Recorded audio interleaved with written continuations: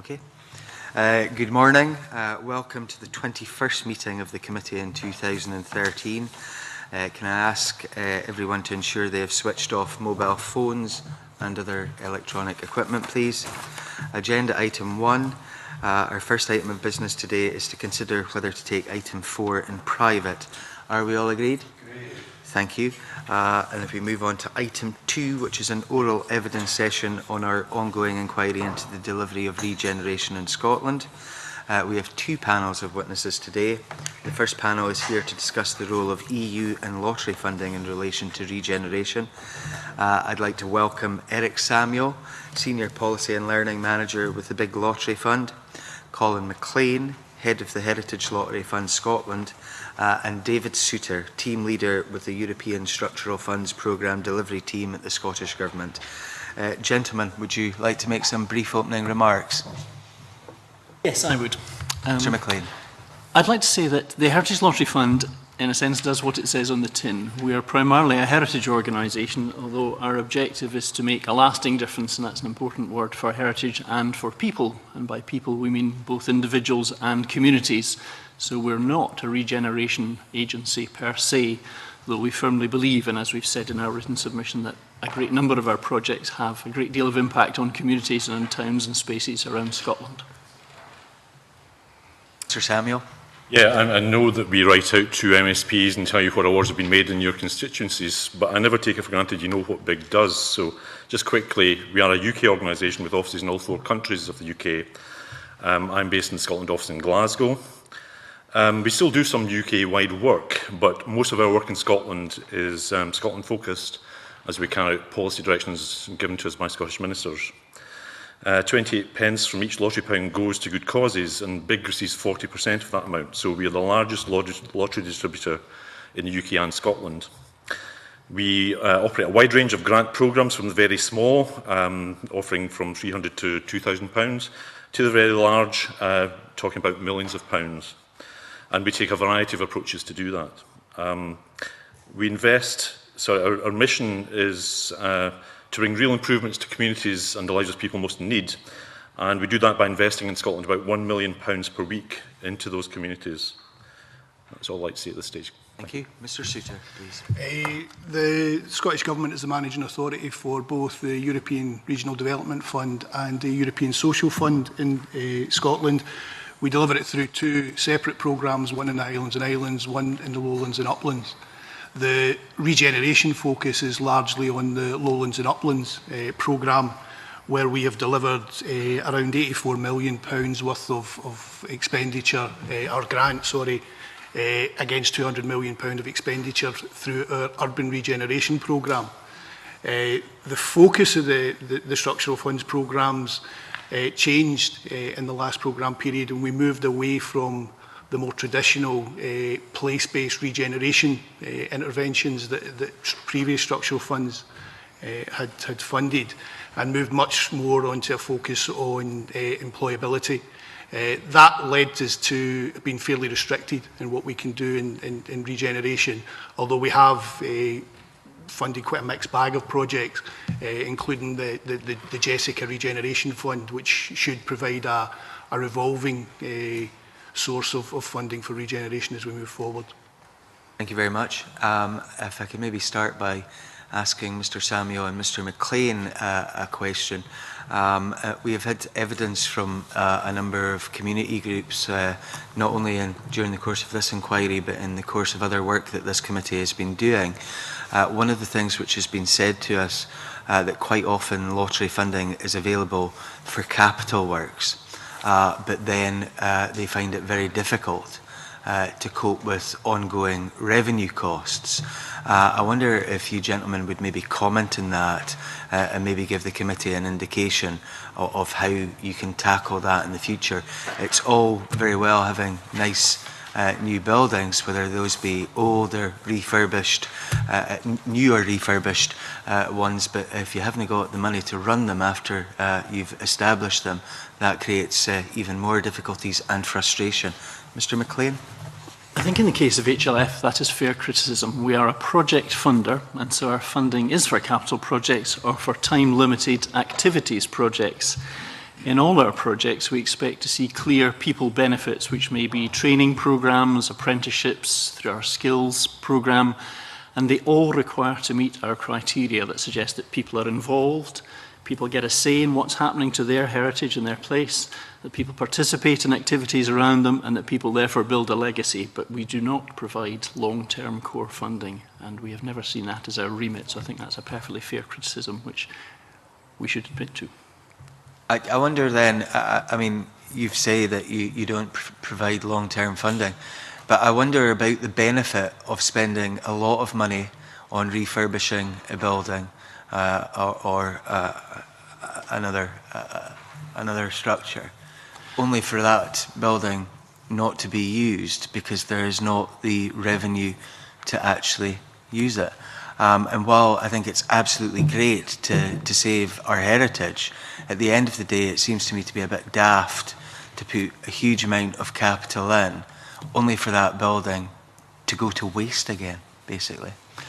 I think if some of the projects that we funded went to waste, I would completely agree with you, but I think I would be comfortable in saying that of the over 3,000 projects that we've funded in Scotland, we've not had a single one go to waste, because we're very keen to ensure that when we're assessing them, there is a plan there for its long-term sustainability, whether that's a plan for volunteers to be involved in the long term, whether it's a source of revenue funding from other places, or in our case, to cover some of the start-up costs through, for example, new education programmes. So we've not had any of our buildings actually fail for that purpose thus far. Mr. Samuel. Yeah, I'd probably start by saying that actually most of the money that the Big Lottery Fund gives out is revenue funding. The capital is probably quite a small element, but it is a major programme. The programme I look after, Growing Community Assets, is all about enabling communities to take over assets, and then we do stress that we want communities to operate these eventually on their own, make them financially viable and sustainable. But this programme has now been evaluated independently, and we know how vital it is to put money for revenue into these projects as well. So, for example, we know it's important for there to be a project manager in there from the start to manage a project, and we'll supply that. We supply funding for 5 years. We also supply other support. We have a social enterprise called Social Investment Business, who they provide the applicants with support in putting together business plans, looking at the financial planning. It's an interesting time. I mean, again, I'd say like Colin, we haven't had any, there's 127 projects funded through the first round of GCA. We're into the second round now. We haven't had any fail, though I've got to say we've probably had some near things. The existing financial climate is proving quite challenging for some of these projects, and we are seeing some projects that we funded through the first round now coming back because of the financial situation out there at the minute, and some of the plans that they probably had to make themselves sustainable aren't working out quite as they planned. The Big Lottery Fund Scotland Committee have been supportive of these projects so far, and we feel we have some responsibility to help these projects through. So there is revenue funding available from us as well as capital funding to help these projects. Mr. Pentland, please. Just sort of following on from yourself, convener, the evidence that we have received, it's where it's been a joint project between maybe the local authority and the volunteers, which made the project sustainable. The evidence that we have received from the volunteers is that because of they don't have the continued resource to end up using that facility, they then find themselves being excluded. And the reason why you won't be seeing the failure is because the local organisations, the local authority, or whoever the other partner is, they're picking up the cost. But that is at the expense of the volunteers who are not being able to use that facility because they don't have the resource to pay for the accommodation. Now, following on, and I know you've said that there have been very, very, very few failures up until now, but the future, as the convener says, it could very well be, we could see quite a number of failures. On that point, is there any sort of advice given from the Lottery Fund, and is there some sort of transitional funding that is available to help, you know, organisations such as this one that we know to help them through this process? In fact, we have just introduced a new programme called exactly that, called Transitional Funding, to help our past, say, grantees, recipients, to look again at their business model, to look at the way they're running the organisation, to maybe get some support to help them rethink what they're doing and what resources might be available for them. Now, it's a new programme, it's just been launched. I don't think we've made an award under it yet, but it's in response to exactly the situation that you describe, and I hope that we can find some way through that to help the organisations that you've mentioned. Yeah, we've also had a programme called Survive and Thrive, which, realising the financial climate, was put in place to help not just growing community asset projects, but projects from our other investment areas, and help them through this difficult financial time. Mr. Pentland. And will you be making that public knowledge then? You know, some of these will you be doing a promotion on that? We do promotions on all our programmes. Right, okay. Yes. John Wilson, please. Thank you, Convener. Good morning. I have to make a declaration, Convener, at the start. I chair a local organisation which is in receipt of several funding strands from the big lottery, so to get that on the record before I start my questions. To follow up Mr. Pentland's question about the assets or the community facilities that are developed through the funding, particularly from the big lottery. In the submission from the big lottery, you make reference to a project in New Mains in North Lanarkshire. You indicate that the local library, local housing office has moved into that facility.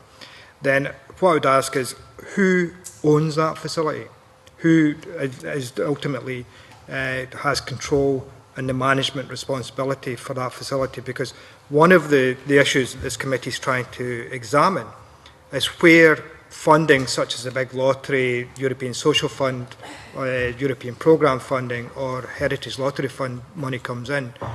Where is that money going to? And is it just supplementing existing public services such as local authorities and other bodies, rather than actually being a real benefit to the communities? And the definition of communities or people we may go into later on, but could you explain what criteria is put in place to ensure that it is local communities that actually gain an asset and it's not just a supplement to another organisation using whatever funding stream to supplement their own responsibilities? Who's going to have a crack at that first? Mr. Samuel? Yes, I mean, growing community assets is quite clear. It's about communities owning assets. And this is a problem that we face sometimes, that public bodies do not want to release these assets to community groups. We're not saying that, you know, ownership is the be-all and end-all. We're not saying that there's anything wrong with leasing, but we know through our experience of operating first the Scottish Land Fund with lottery funding 2001 to 2006, we can see the transformational effects that take place when communities take over assets. And that's why we are very strict in saying that growing community assets is totally about community ownership. We receive pleas sometimes that we should consider leasing, but to be honest, our clients, the customers, tell us that they don't want that. They want to have overall control of these assets. And so we go to great lengths to make sure that the asset is passed to a community group, and it's the community group who are then responsible for that asset and taking it forward. Assuming by that, Mr. Samuel, you mean that the community own and control the building, because previously the big lottery used to give grants for refurbishment or new builds if you got a 25-year lease. We never did that. You never did that. No. So it's just, that's good, because that gives clarification, because some of the popular misconception out there is that the big lottery would give grant funding for community assets if it was a 25-year lease. No, as I say, we tend to get criticised because we won't do that. Right. But still the issue, Convener, is the one about the ownership and control, and tied into Mr. Pentland's question about other agencies and other local authority departments then stepping in to actually assist and effectively bail out some of these community organisations to allow them to continue to own and control those buildings. Mr. Samuel. We're quite clear it's community ownership, it's the community group owns that. We do get a degree of comfort if the local authority or any other public body then, for example, decides to hire some of the rooms or the facilities in that asset to provide a service. because that provides that project with running costs. So we would, I suppose, positively welcome to see outside agencies actually buying services from that asset to give it a chance to become financially sustainable. Mr. McLean. Yes, could I add something to that? I agree entirely with the generality of what Eric says, but I think there can be some exceptions. I'm thinking of the case of Maryhill, Borough Halls in Glasgow, where ultimately the Community Trust did take ownership of the project, but from our perspective, as it was owned by the City Council, which was happy to grant a very long lease, we'd have been completely happy with that. It provides some security for the building, for the heritage asset, and also, as we heard from the Trust, it provides some security for them, that it's another headache of ownership that they don't need to worry about. And like Eric, we'd be very happy if there are public service bodies that want to take, say, a tenancy in one of our projects, which provides some secure income. We had a very good example of that at Garrison House in Millport, where the local health service established a health centre and a pharmacy in what started out to be a heritage project, and it provides a sustainable use that secures some income. What's your definition of a long lease? 25 years. We have had some at 99. Mr. Wilson? The issue, and I'll go back to the point I was raised in an earlier question, is could I ask the panel for the definition of community? Particularly Mr. McLean, you made reference to people.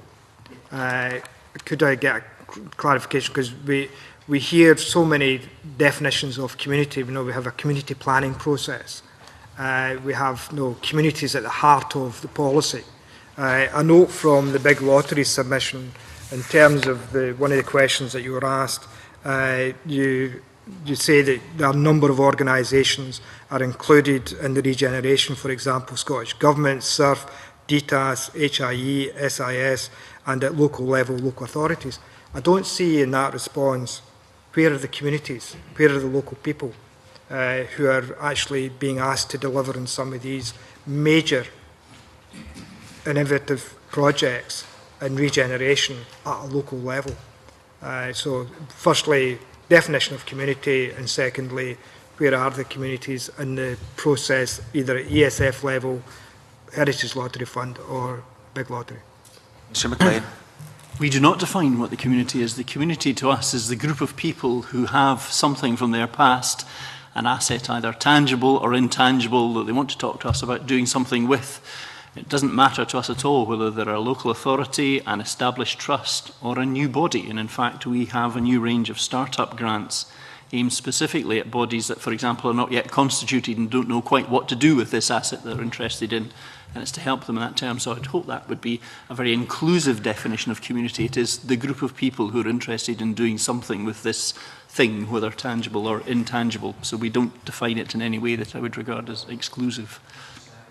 Yeah, the question which Mr. Wilson said we replied to was how can the linkage between the various strategies and policies related to regeneration be improved? We didn't think that was where, I mean, we are there, growing community assets is there to support communities. It was not appropriate to mention that in that particular question. Like heritage, we allow communities to define themselves. We don't think we're in the business of telling a community where the boundaries are. But we do insist that applications, as I say, are from community groups, a group that is managed in the community, and the facility has to be community owned and managed. And we also insist, at the application stage, we check that the project has the support of the local community. And the group taking that forward has to have at least 100 a membership of at least 100 people in that community, or 10% of the population. So I think there's no question that GCA is definitely about, I repeat this again, community ownership. Mr. Souter, do you want to comment from a European funding point of view? The European funding, we don't define community, and we tend to engage with public agencies, mainly because the audit burden that comes along with European funding is heavy and it is long-standing. And the only way we can deliver on that and offer some reassurance to the Commission is to engage through public bodies. We did co-fund the Maryhill Borough Halls because it was a good project and it stacked up. So it's not an exclusive, we only engage with public sector. We do go to community groups as well, as long as we've got some reassurance that the audit and liability can be carried forward. Stuart Stevenson, please. Thank you very much, Convener. I just wanted fairly concisely to extract some numbers insofar as we might be able to get them. And in doing so, I start by making a distinction between projects and responsibilities. A project is a beginning, a middle and an end, and the end's the most important part, and responsibility is something that has no defined end. It may end up having an end, but that's a different thing. So my questions are asked in that kind of context.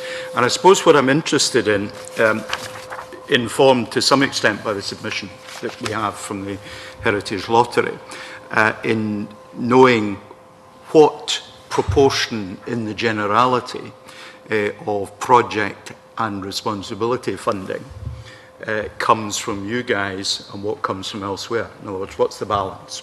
Broadly, I'm not looking for auditable figures. That in terms of our average percentage grant, for example? Yep. Our average overall is about 50%. So we've levered in roughly the same amount again. We've spent approximately £600 million in Scotland, so that's 1.2 billion in total. That percentage is climbing for obvious reasons. The lottery is one of the few major sources of funding around, certainly in the heritage. There are very few heritage projects proceeding now that don't have our involvement in them, and our percentage intervention rates are climbing. In virtually all of our programmes now, we can offer up to 90%, and in some of the smaller ones, we can offer 100%. Does that help here? Yeah, yes, that's helpful as a first part of my set of questions. Do you want to say something as well? Sure, similarly, it depends which programme investment areas on offer, and we can offer up to 100%. But committee tends to look for some contribution, now whether that's a financial contribution or contribution in kind, but just particularly if we're growing community assets concerned, where we are talking about communities, they like to see some contribution from somewhere in that community to show some commitment to that project within that community. Okay, the second of three strands I'm going to ask about is what kind of benefit, measurable benefit, do you expect for every pound that you deploy? We don't run an analysis like that. We are looking now for outcomes from our investment. We do think of it as investment as, for example, the heritage will be better managed. People will better understand their heritage, take more interest in it, take more care of it in the future. They'll enjoy it more, they'll know more about it. So we don't run a financial model that says a pound of this is to produce a pound of that. How then do you assess the range of opportunities you have for spending money and decide which come top of the pile and which are going to fall below the cut? What is the metric if it's not a financial metric? And I'm not in saying that suggesting it should be a financial metric. We now have 15 grant programmes. They're all managed individually. There is competition at the moment in every one of these. So if we take, for example, heritage grants, and yesterday I was in London presenting some projects for parks to our board, the competition as ever is stiff. There are always more projects than we have resources to support. And our board decided some time ago that as long as during the assessment process we have managed the applicant's requests, we think it's realistic, which does not mean what's the least we can give them, but what's the amount that's needed to realise the project, we will take a decision based on that amount. So someone doesn't ask for 2 million and receive 1 million from us. We then assess the projects against the outcome framework for that programme. Is the heritage going to be better managed, etc.? Some of the things I mentioned earlier. And so they compete against each other on that basis. There is not an arithmetical scoring system that we use. Is it fair to say that a key part of your decision making is looking at the ability of the sponsors of the project or responsibility to deliver? In other words, that there's no point supporting a project that can't convince you it's going to work. Yes, I think that's a fair comment. Right, let me just move, because we want to move to other things. My final numerical one, if we can get it, is for every pound or unit of benefit, whatever the metric might be, that you're expecting from projects, how much do you actually get? In other words, I expect to see some failure. Because if there's no failure in the system, we're not being ambitious enough and taking enough risk. So I'm just wondering where you see that balance line. In our new outcomes framework, for example, under heritage grants, which is all the standard heritage projects that you'll be familiar with, in our case requesting more than £100,000, we do not expect our applicants to meet all of our outcomes. They pick the selection of outcomes that they think are best suitable to their programme. We think this is a much healthier way to operate, whereas in the past we've been very good at examining in detail what people are doing. We're now much more interested in what difference that's going to make. So the assessment and judgment of one against the other is more difficult for us now. This is a new system which we've just launched last year, and it's proving challenging for our decision makers. So when we say that something fails, and I said earlier we've had very few that fail, they're not all being measured against exactly the same thing, because we don't think in our sector it's possible to do that. So they're not being measured in exactly the same way. In general, heritage projects are likely to be successful in getting our support if they're involved with something that's at risk, something that the local community feels is of significance to them, and we don't define heritage in any way at all. If you come to us and say this thing, tangible or intangible, is important to you, we don't say no, it's not. That's enough of a definition of heritage and importance. So in those terms, it's rather easy for us to see that the projects are all important to the applicants and therefore are delivering the benefits back to them. So the ad hoc definition comes from the project sponsor? From the applicant. And the applicant. Yeah. And the post hoc assessment? All through projects management, we will work closely with the applicant. At the lowest common denominator, it's making sure all the invoices are correct.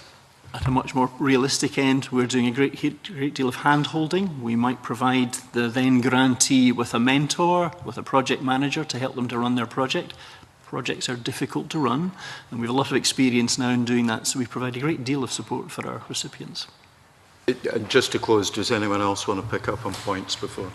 Aye. It's actually a very interesting point you make. I mean, a boss years ago in my department said that if we don't fund some failures, then we've failed, because it is all about trying the new stuff. But I would imagine Colin's the same. We are so tightly controlled by our financial regulations, by audit nowadays, that we do have to be really careful in what we're putting money into. So we do operate this risk-based approach. Forgive me. Isn't the point that when it fails, that you'll be judged on when you catch the failure and respond to it, rather than whether you've failed? And is that not the proper test? Well, we try to make sure that we're not funding failure to start with, but inevitably some things will do. And as Colin said, we're exactly the same. We try to help our grant holders all through that journey. Sorry, I'm going to come back again, sure, if the convener permits. Are you saying your absolute focus is to look at a project and say this is one that has some defined percentage of potential for failing, and you will not have a part of your portfolio that you choose to put into projects with bigger risk, because many of these bigger risk projects may be ones that deliver bigger benefit? Again, it varies from programme to investment area.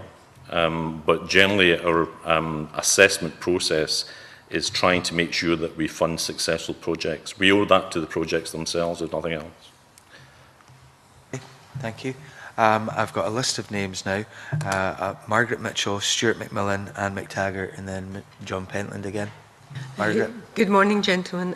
Could I probe a little bit more on the outcome and just how you assess these? And I want you to bear in mind a comment that was actually put in the written evidence of one of the other people we'll be hearing from later today, where they state there was often a marked difference between the outcomes of expensive evaluation programmes paid for those funding the programme and the perception of local people living within the communities that were regenerated. And I take on board your your comments at the beginning that heritage lottery is a niche kind of funding, and that it isn't necessarily focused on regeneration, but certainly as a byproduct, Mr. McLean. But perhaps if you could all comment on that, that would be very helpful. Happy to say something about evaluation. We expect all our projects to do some self-evaluation, and we ask the applicant at the beginning to say to work with us to define how they're going to recognise their own success. So we do not very often pay for expensive evaluation post-project exercises, so I think that criticism probably wouldn't work for us. We're very keen that applicants do their own evaluation because we think therein there's lessons to be learned for everyone, including the applicants, and all projects have risk in them, so there is always something that has to be dealt with along the way or even after the project has been finished. But I think if the applicants do their own evaluation, that's a healthier approach to the science, if I might call it that. Mr. Souter, maybe if I could go to you, you've been quite quiet. I mean, in terms of evaluation, I mean, we have a fairly rigorous evaluation process before we agree funding, which involves kind of peer review of any project to make sure that it stacks up. In terms of evaluating what impact that has on local communities, a lot of our investments tend to be quite long term, I mean, around transport, and it's only when other things happen that you can truly evaluate that. So within the programme terms, we can evaluate that we have met most of the programme indicators that we signed up to. But in terms of whether that's had an impact on local communities, I don't think we can really measure that within the time period. We do require projects to evaluate, but I think that's absolutely right. If you're paying for that evaluation, then it's not going to be too overly critical. What we do is, after the closure of the programme, we're required to evaluate the impact of the programme. And I think it's at that stage we start to see what the impacts have really been, rather than the outcomes, which we monitor quite closely. Oh, you say it stacks up. What kind of things are you looking for then? I mean, if it's a capital project, that there's some surety around that there's going to be revenue funding behind it, that it's not going to face difficulties in terms of what we would tend to do as business space, that there's a market in that area for business space that's going to provide the revenue funding to keep the place opened. If it's a revenue project, that there is an exit strategy from the European funding, and that there's other funding identified to take it forward.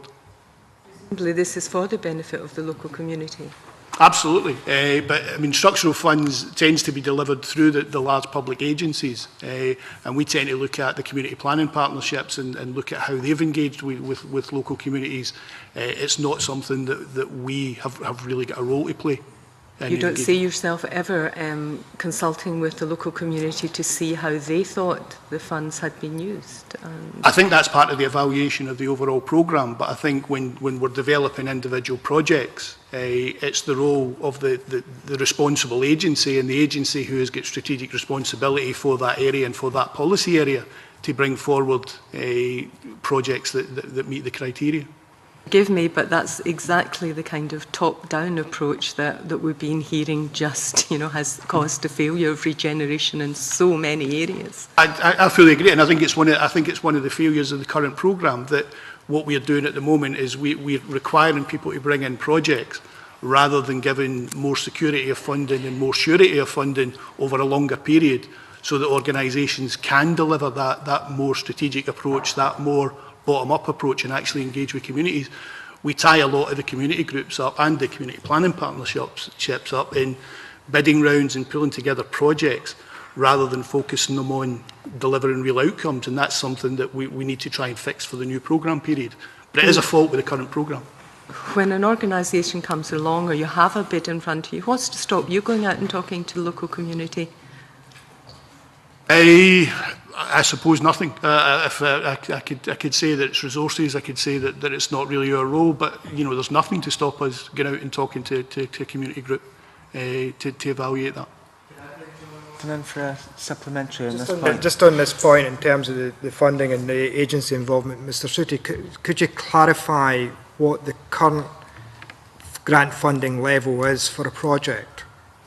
Because the issue about communities being engaged, now I know that when I worked for a project that received European funding, the grant funding in kind or match funding had to be 55%.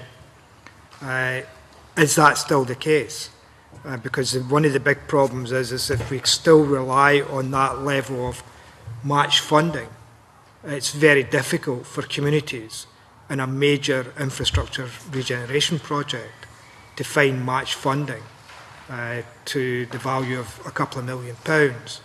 to match anything that may be coming from European funding. There's two different intervention rates. It tends to average out about 40% in lowlands and uplands. We can go up to 70% in the Highlands and Islands simply because it's a different programme.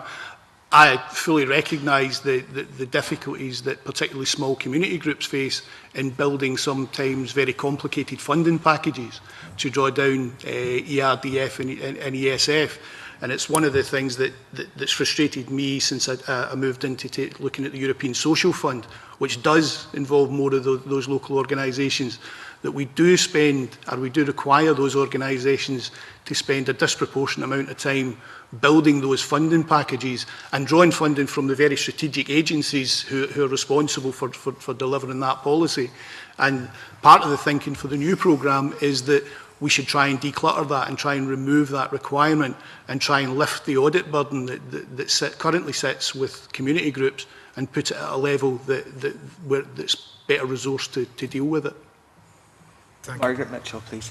Yeah, I mean, raising the funding is one thing, but actually making sure you've got the right project and doing that at the very beginning by engaging with the community, I think would be a marked improvement and something I would recommend that you consider. Mr. Samuel?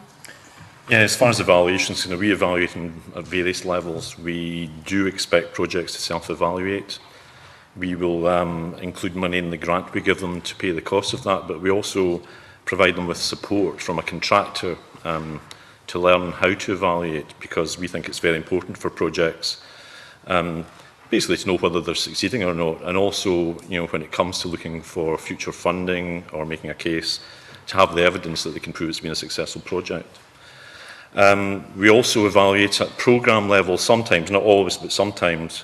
Growing community assets has been independently evaluated over the last 5 years. In fact, I've just had the final evaluation through, and I will pass that to the clerk because I think it would be of interest to the committee members. And that evaluation actually did look, it asked the households where the projects were located, what they thought of the projects and whether they'd made a difference or not. So we do go down to community level with the evaluations. And in our place as well, we did an internal evaluation. It was a member of my staff who actually conducted that evaluation and again spoke to stakeholders and people involved in the projects at those local levels. How much is done front end before the allocation of funding? Talking to the community, teasing out whether this really is a project that they think would have value or not? We leave the applicants to make that case to us, and we will question them on that as to, we'll look for community consultations that they've carried out, what events they've held, when were these held, is it recent, or are they relying on something that was carried out years ago? We look for up-to-date information that they have been talking to their communities about whether this is a project they want to see going forward or not. So what would that be? Would it be the fact they've held a public meeting, or...? Held a public meeting, they could have carried out a consultation exercise, any of these things that can prove that they have the support of the community, because we won't support anything through GCA that does not have the support of that local community. We know from the evaluation there's no point putting money into something that isn't supported by a local community. And the local community can be? As I said to the earlier question, we let the community define themselves. But it's the people who live in that community we're more interested in hearing about. We're not interested. It's not there to fund communities of interest, GCA. It's there to fund communities. So it's the people who live in that community that we want to see supporting these projects. Thank you. Stuart McLean, please. Thank you very much, Convener. Good morning, gentlemen. Just the first question. It's regarding it's to Mr. Souter. Could you provide some information, please, in terms of the level of the European funds that actually have been invested in regeneration over the last 5 years, and also how much is intended to be invested in each year over the next 5 years? Yeah, I can certainly give figures for this programme period where we've delivered £84 million worth of grant in 13 local authority areas that are targeted for our urban regeneration priority. That's unlocked expenditure of around £200 million. The complication of setting out what the plans are for the next 5 years is, you're probably aware that we're coming to the end of a structural funds period, and a new structural funds period starts next year, and we're in consultation at the moment around the shape and the delivery arrangements for that programme. Scotland will receive something like 700 million euros over the next 6-7 years. There is no thematic criteria for urban regeneration in the new programmes. The Commission have set out what the 11 themes would be. Urban regeneration isn't one of those, although some of the activity indicators would lend themselves to a wider and holistic definition of what regeneration is around low carbon interventions at a local level and skills development.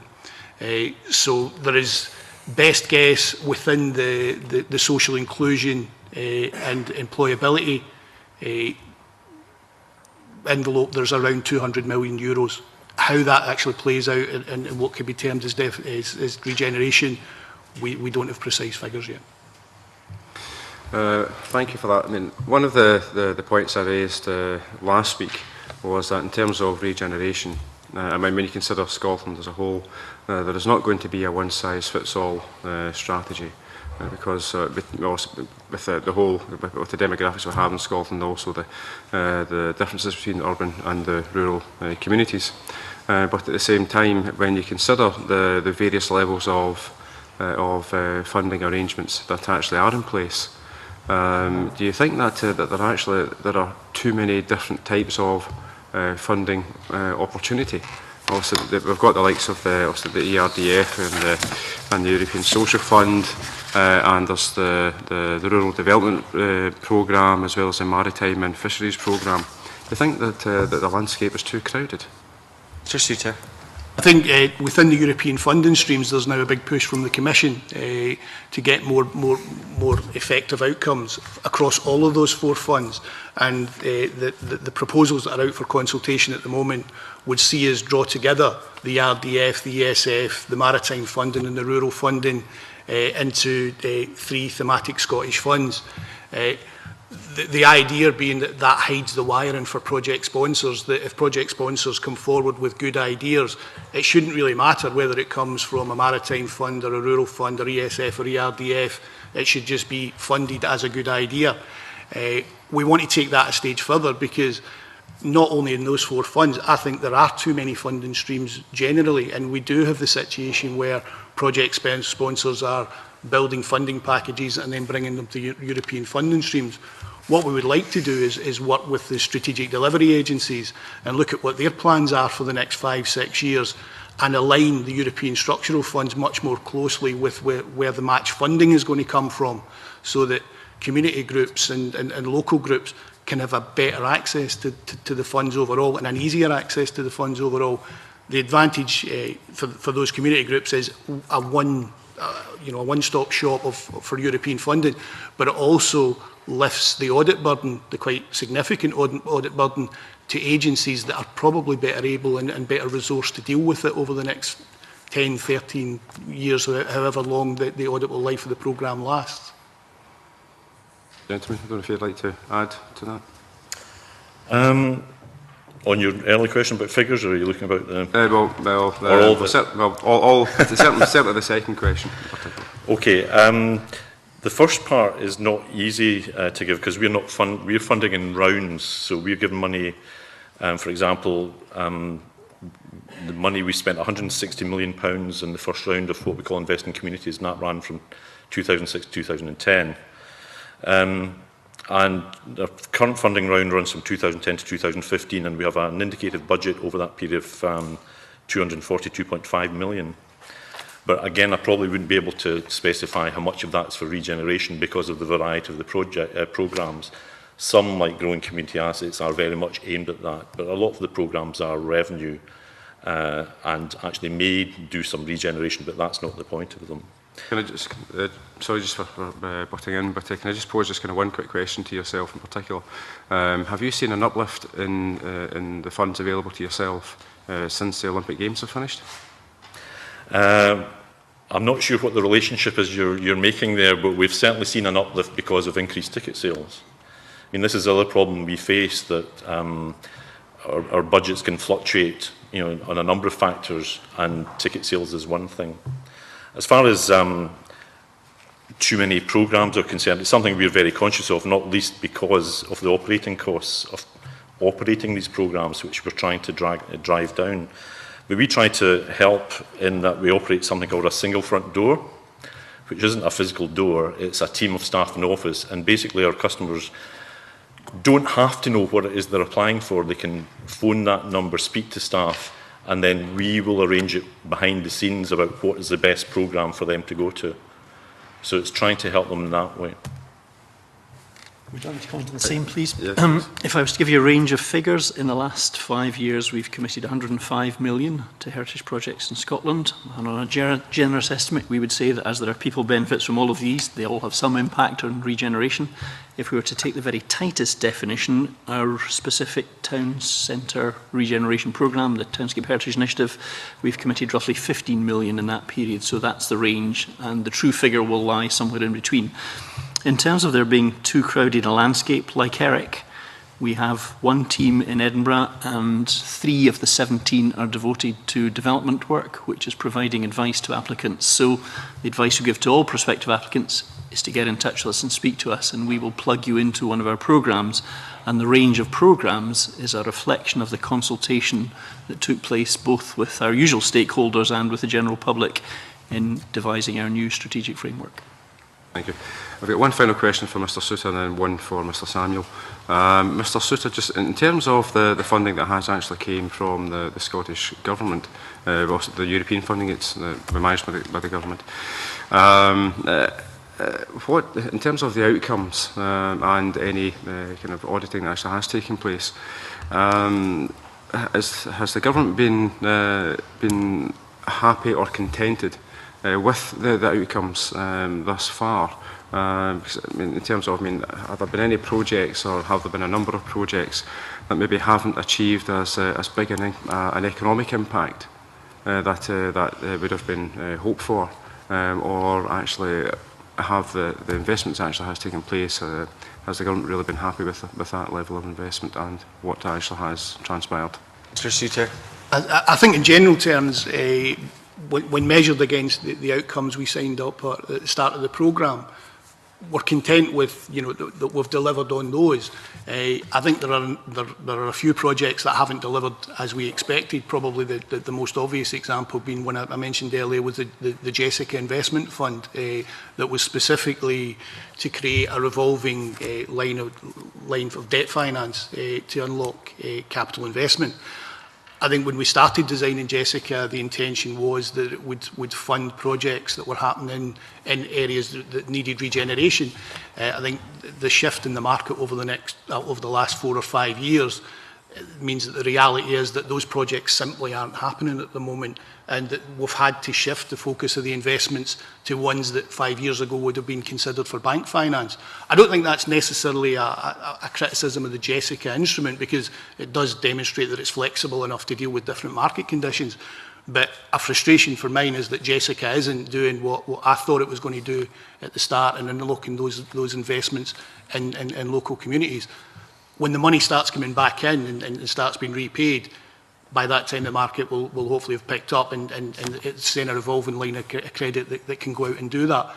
But that's probably the one that I'm most disappointed with. But in general terms, I think most projects, we monitor projects quite closely. They're required to submit regular monitoring information. Most projects are delivering where we expected them to be. Inevitably, when you've got 500 projects, some will be more successful than others. But in general terms, yeah, reasonably comfortable that the money's been spent well. I think we could have done better if we had been more strategic in the delivery arrangements. I think we could have done better if we'd aligned the funding streams a bit more. And I think that's a lesson learned from the current programme period that's informing our thinking for the new programme period. And final question. Leave Mr Souter. You said there that you could have probably dealt with some of the funding streams a little bit better. Is one of the problems in terms of the difficulties that there sometimes are, that there are maybe a result of overcomplicated programmes and policies?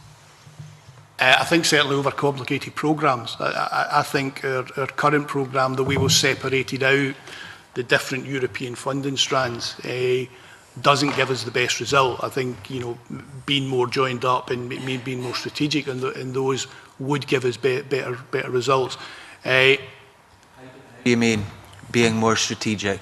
I think joining them up at a higher level, so that, at the moment we spend a lot of time and a lot of money administering different funding streams from Europe in the agriculture, the fisheries, the ESF and the European Regional Development Fund. We spend a lot of resource on delivering that. Project sponsors spend a lot of resource in meeting the audit burden that goes along with that, and all the compliance arrangements. It would be better if we could simplify the whole process and use that resource to ensure that things were being done more effectively, rather than in the bureaucracy around it. So that audit and compliance regulations, are they laid down by Europe, or are they a burden that someone here has decided to put upon ourselves? I think it's very easy for managing authorities to blame the Commission and always blame the Commission. I think there was options available to us earlier in the programme period around simplified cost methodologies that would have removed an awful lot of the audit problems that we've faced. And the appetite wasn't there at the start of the programme to make those changes. Simplified cost methodologies, these are the kind of words, that not only the folk out there get annoyed at, but also that we get somewhat frustrated at. Are you saying that at the beginning of these programmes, somebody took the decision to overcomplicate the actual administration, the audit and the compliance of these funds? No. To define a simplified cost, it's a unit cost for an outcome. So if you train 1,000 plumbers, we will pay you X amount for every one of those. The way we've developed the funds and the way we deliver the funds in Scotland is based on full cost recovery. So it's basically whatever expenditure you defray in training those 1,000 plumbers, you have to keep all the paperwork for it. You have to hold that for 10 years by the time our auditors come in. And that's what we audit. We did have the option earlier in the programme period to sign up to that unit cost methodology, where you would fix a price and you would pay people for that. The Commission's thinking in that came pretty late in the programme period, came midway through the programme period, and I think it was felt at the time that it wouldn't be possible to introduce that midway through a programme period. One way, we're going to continue doing that. It was more that's the way projects had been funded up to now, and it was unreasonable to change the goalposts midway through the programme period. But the simplified costs and the unit costs and all of those options are really the way that we have to deliver the programmes in the future, because we simply can't continue with this full cost recovery with all the bus tickets and all the receipts. Okay, we might seek further clarification on some of the points that you've made later. Sorry to interrupt, Stuart, but I think that was important to get to that point. I think you've got Mr. Samuel you wanted? Yes, it's Mr. Samuel. It's Mr. Samuel, in your submission to the answer to question number 6, you touch upon the state aid regulations. Can you explain your concerns regarding state aid regulations, please? It's an issue that seems to be arising more and more nowadays. I suppose in our case, it stems from, as I explained earlier, we try to get projects to think about how they'll become financially viable towards the end of their grant. Now, one way obviously that they can do this is by engaging in very low-level, low-key trading activity. And that word trading is the one that triggers off all sorts of problems as far as state aid is concerned. It's not just for us, I've got to say. It can also cause us problems where maybe there's funding coming from another organisation. We might take one view of state aid, this does happen, and another funder takes an opposite view of state aid, so we do get into a bit of problems. It's been an issue particularly, in fact I'm going on to a meeting after this meeting, it's been an issue for the Scottish Land Fund as far as forestry projects are concerned. Now, I've got to give credit to our legal people. They tend to encourage us to push the envelope a bit as far as state aid is concerned, shall we say. But we do have to be very careful, because at the end of the day, it's all very well us saying to a project, we're giving you money and this could be liable to challenge state aid, you know, we could wash our hands of it. We don't think that's a responsible attitude to take. So we try to investigate all this before we actually give the money, because at the end of the day, if it is challenged and found to be, you know, contravening regulations, it's the project who loses out, because it's them that have got to hand back the money and be fined for it. So we think we do have a responsibility to be clear on this. As I say, we try to push the envelope. I'm not saying we break the law, please don't take it that way, but we do try to push it as far as we can to try and help these groups. And I think it would be helpful, as I said in the submission, we would hope that this committee would agree that our approach is the best approach to take for communities out there.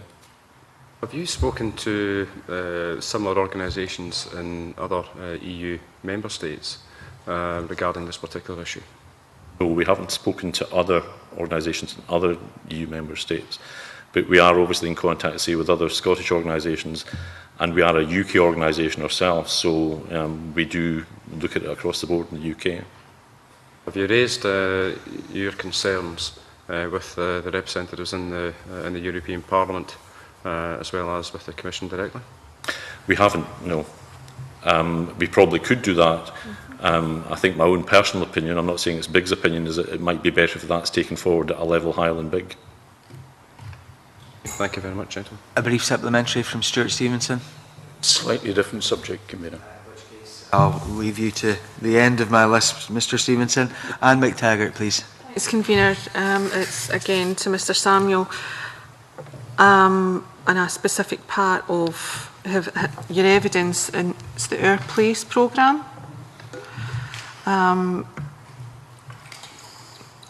It appears to be an excellent programme, and it appears to meet the needs, and it is expressed to us, of communities in Scotland.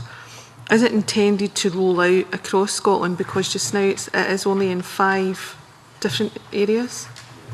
Mr Samuel. Sure. It is a very new approach for us to take. We think it's been successful, but we want time to assess that.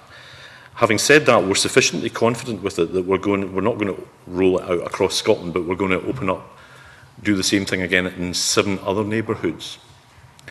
And we're in the middle of working through that at the minute. As you can imagine, selecting these areas is not an easy task because of the various interests that are involved. And it's also a very long-term process, and it's also, in terms of operating costs, quite an expensive process. As I mentioned earlier, we're always being looked at to see what our operating costs are, you know, so that we're not spending too much on management or administration rather than actually getting the grants out there. So we need to be very careful how we take these things forward, but we're sufficiently impressed by it to try it again in 7 other areas, and we'll be making announcements about that, I would hope, very soon. Okay. Thank you very much. Thanks. Thank you. John Pentland, please. Thank you, Convener. Aware of who the panel were going to be today, I've done a search on one constituency of Milne Wishaw, just to see how the lottery was helping towards the regeneration in that area. And anyone who knows Milne Wishaw will be well aware that it's an area that requires significant regeneration needs. And I was a wee bit alarmed to find out that whilst they were historic, there's been a lack of spending there, particularly from the Heritage Lottery Fund, which my questions are going to be based on the criteria. Do you target funding at areas in most need? Shall I take that first? Yes, we do. Each 5-year planning period, we choose a small number of local authority areas, which we call development priorities. These are chosen by two factors. The main one is spend, measured on a per capita basis, and the other one is a deprivation measure. And at the moment, our 3 priority areas are by local authorities: Dumfries and Galloway, West Lothian and Western Bartonshire. I don't think your area has ever been so low on our league table that it's been in the reckoning for a development priority area, so there must be other areas of Scotland in which we've been spending less. And what we do in these areas is the development team, our front of house help team, focus their efforts in these areas in order to encourage communities and others to think about heritage and to think about projects that they might bring forward to us. And I think we can fairly say that in our last 5-year period we had quite considerable excess in these areas. Not every local authority, we find that easy to work with, but in the main that's been a good strategy. Just wonder if anybody else Samuel? make comments? Sure. Well, I also looked at the figures in your constituency as well, and of course you have the Garrian People's Housing Cooperative there, which got about £850,000 from us for a GCA project. Now, I can only talk because the projects I looked at were the ones that I thought would be tied in with regeneration. So I think probably your area has done pretty well as far as GCA is concerned. There could always be more, but in the case of GCA, it depends a lot on what assets are available in that community and what the community want to take forward.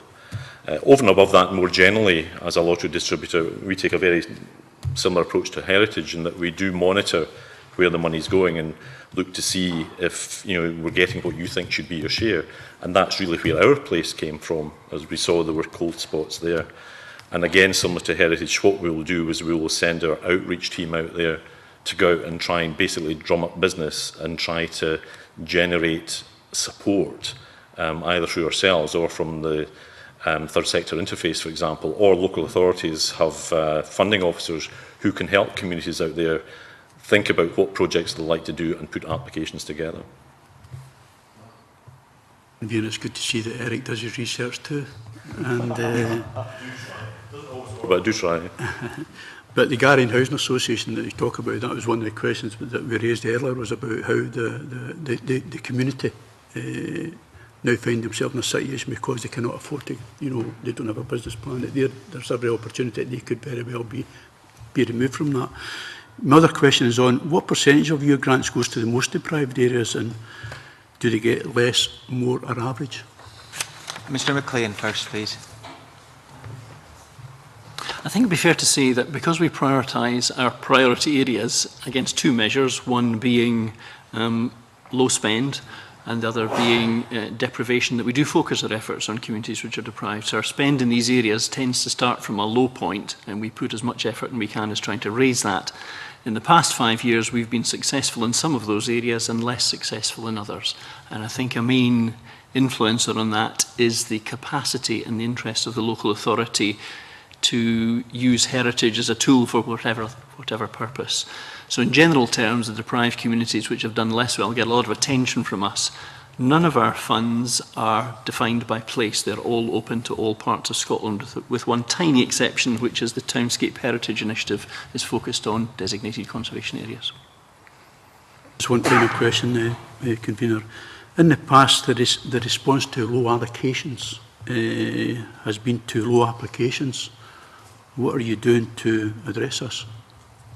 Our development team is working in these areas to encourage people to think about heritage and to bring applications to us. And as I think I mentioned earlier, we now have a whole suite of programmes, some of which are aimed precisely at community groups which are struggling to develop ideas. So we have startup grants, we have transition funding, we have a programme called Our Heritage, which can deliver projects with funds from us of up to £100,000. We have a whole range of small and medium-sized and large programmes that we think meet everyone's needs, and these have been designed in response to comments that we've received.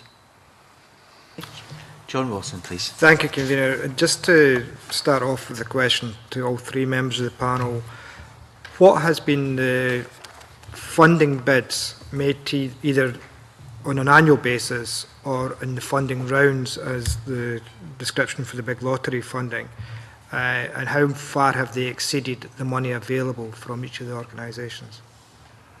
In recent years, the success rate, if we might call it that, averaged across all our programmes is approximately 50%. So we've received by value twice as many bids as we have resources to support.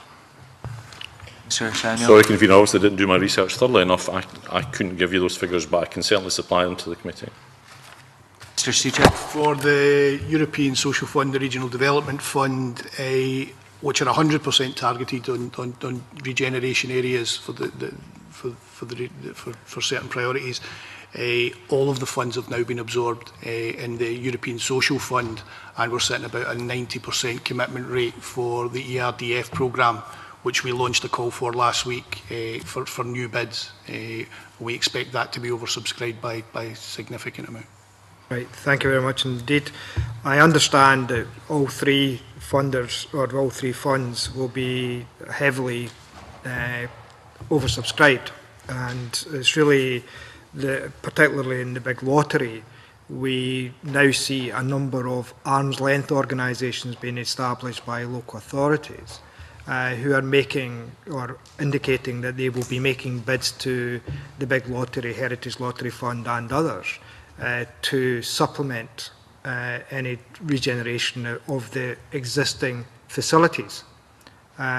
Could you comment on how you view those bids coming in from particularly arm's length organisations of local authorities which were formerly delivered as a mainstream public delivery service from a local authority? Who's having a crack at that first? Mr. Samuel? Yeah.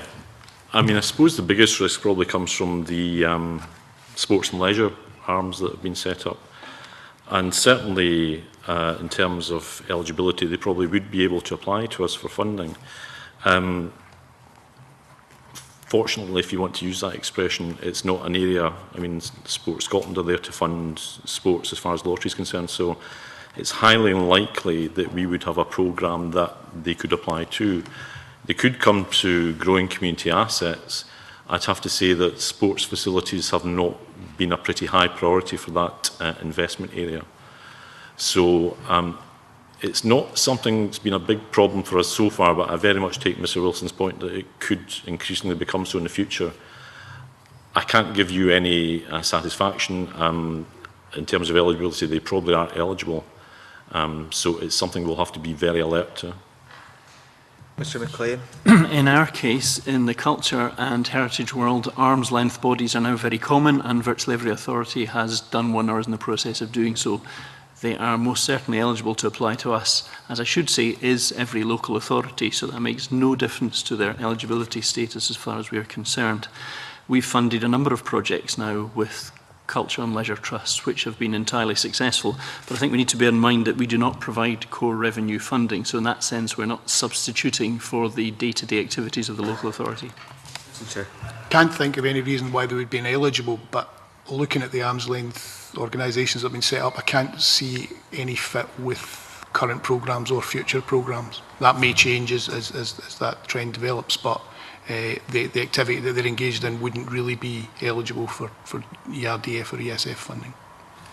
Convener, the reason for raising those questions was to try and compare what's coming out of effectively public bodies and local communities, because particularly big lottery funding, there is competition, major competition in terms of funding streams and availability of those funds, and it's how organisations do a like-for-like comparison between funding, or is that genuinely a community-led or project. And I look at the big lottery submission for today's meeting, and we read the £25 million Helix project in Grangemouth, which clearly names Scottish Canals, it names the Falkirk Council, as well as the Scotland Forest Trust.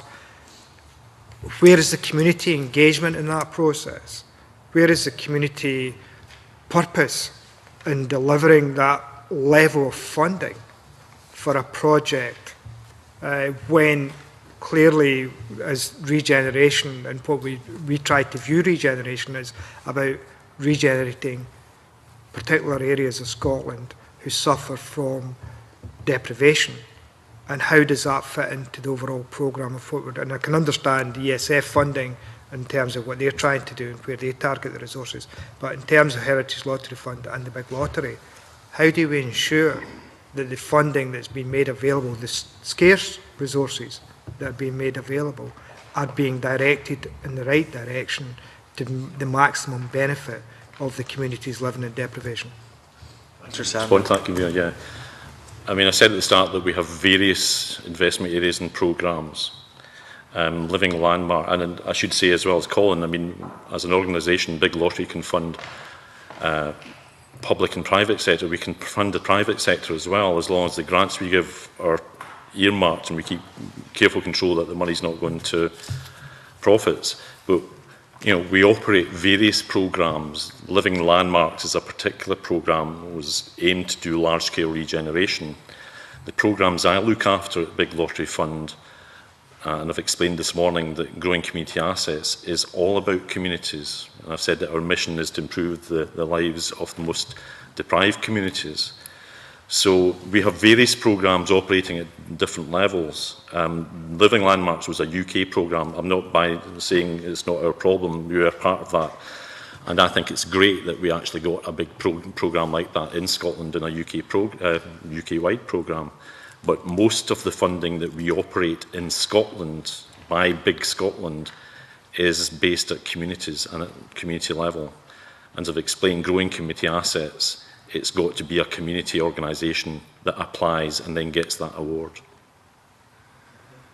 If I was to add something to that, given that we're supporting heritage projects, if I was to look at the case of our single largest grant in Scotland, which was £21.5 million to provide the new Riverside Museum in Glasgow.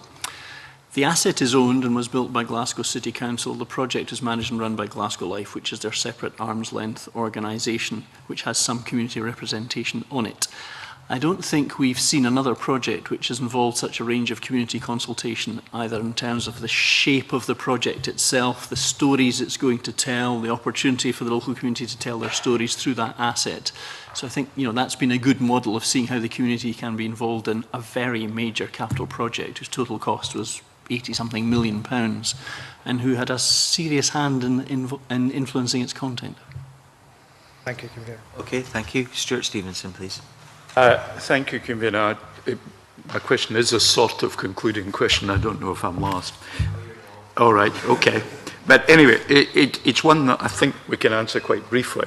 I just wanted to probe a little bit in the light of what we've been hearing about governance of your own organisations, and in particular the role of non-executives and board members, because a lot of what's emerging quite reasonably is that the assessment is judgment-based, because about outcomes, and therefore you have to have the right people with the right experience and the right understanding to get the quality of judgments. And I just really wanted to ask if you're satisfied that the people who are coming forward to help you do that job are sufficiently diverse, and that's a very broad brush use of the term, not perhaps just purely equalities, I'm not meaning that, have the range of abilities, and is it getting better or is it getting worse? And just how important are these non-executive inputs to the success or otherwise of your organisations? I don't think this applies to David Souter particularly. Mr. McLean first, please. Surely. We have 3 tiers of decision makers. On applications up to £100,000, I'm the decision maker. On requests up to £2 million, they're decided by the Committee for Scotland. Applications for the committee are open to anyone, and they represent a diverse range of interests, though I would say there tends to be a heritage component in virtually every committee members, but we have 1 or 2 people who've been involved in planning and regeneration, someone who's been involved in tourism, someone who ran an urban regeneration company. In fact, people who are familiar with our natural heritage, that tends to be the background. The decision-making for our requests over £2 million is done by our Board of Trustees, who are appointed by the Prime Minister, and they have a range of interests from business and heritage. Does that sound clear? But my question was not who they were, but are you content that you're getting the support that you need?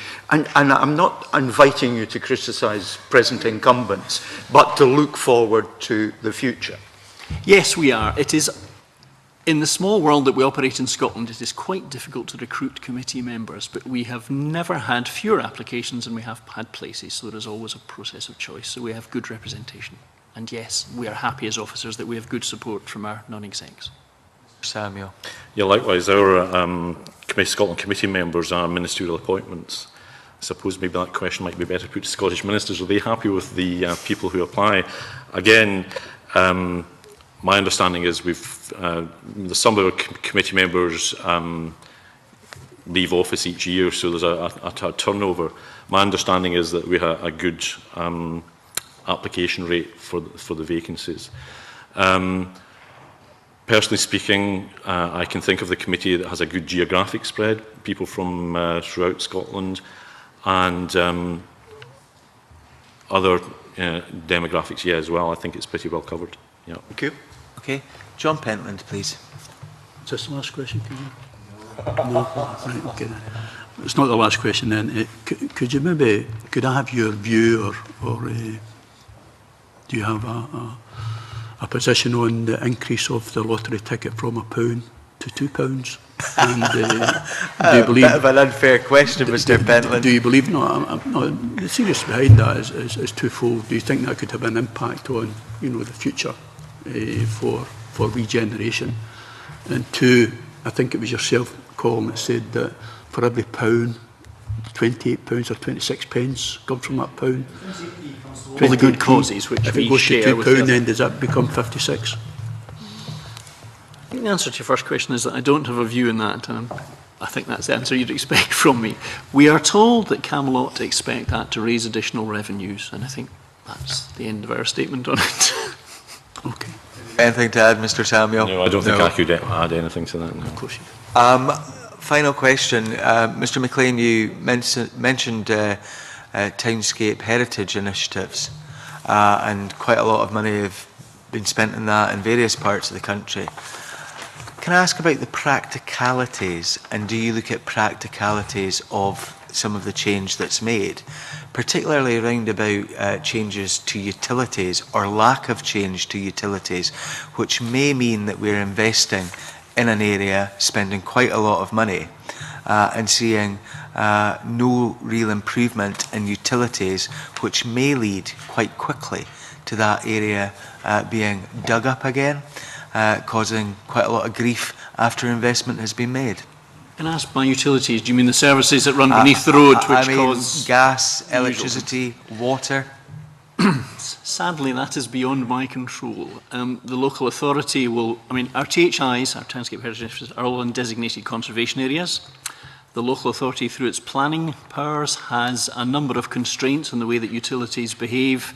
And I think we all know that that's far from perfect, and it's a source of frustration to all of us if we invest in a conservation area to prove, in our case, its appearance and its heritage, to see that damaged by the utilities, but I'm afraid that's out with my control.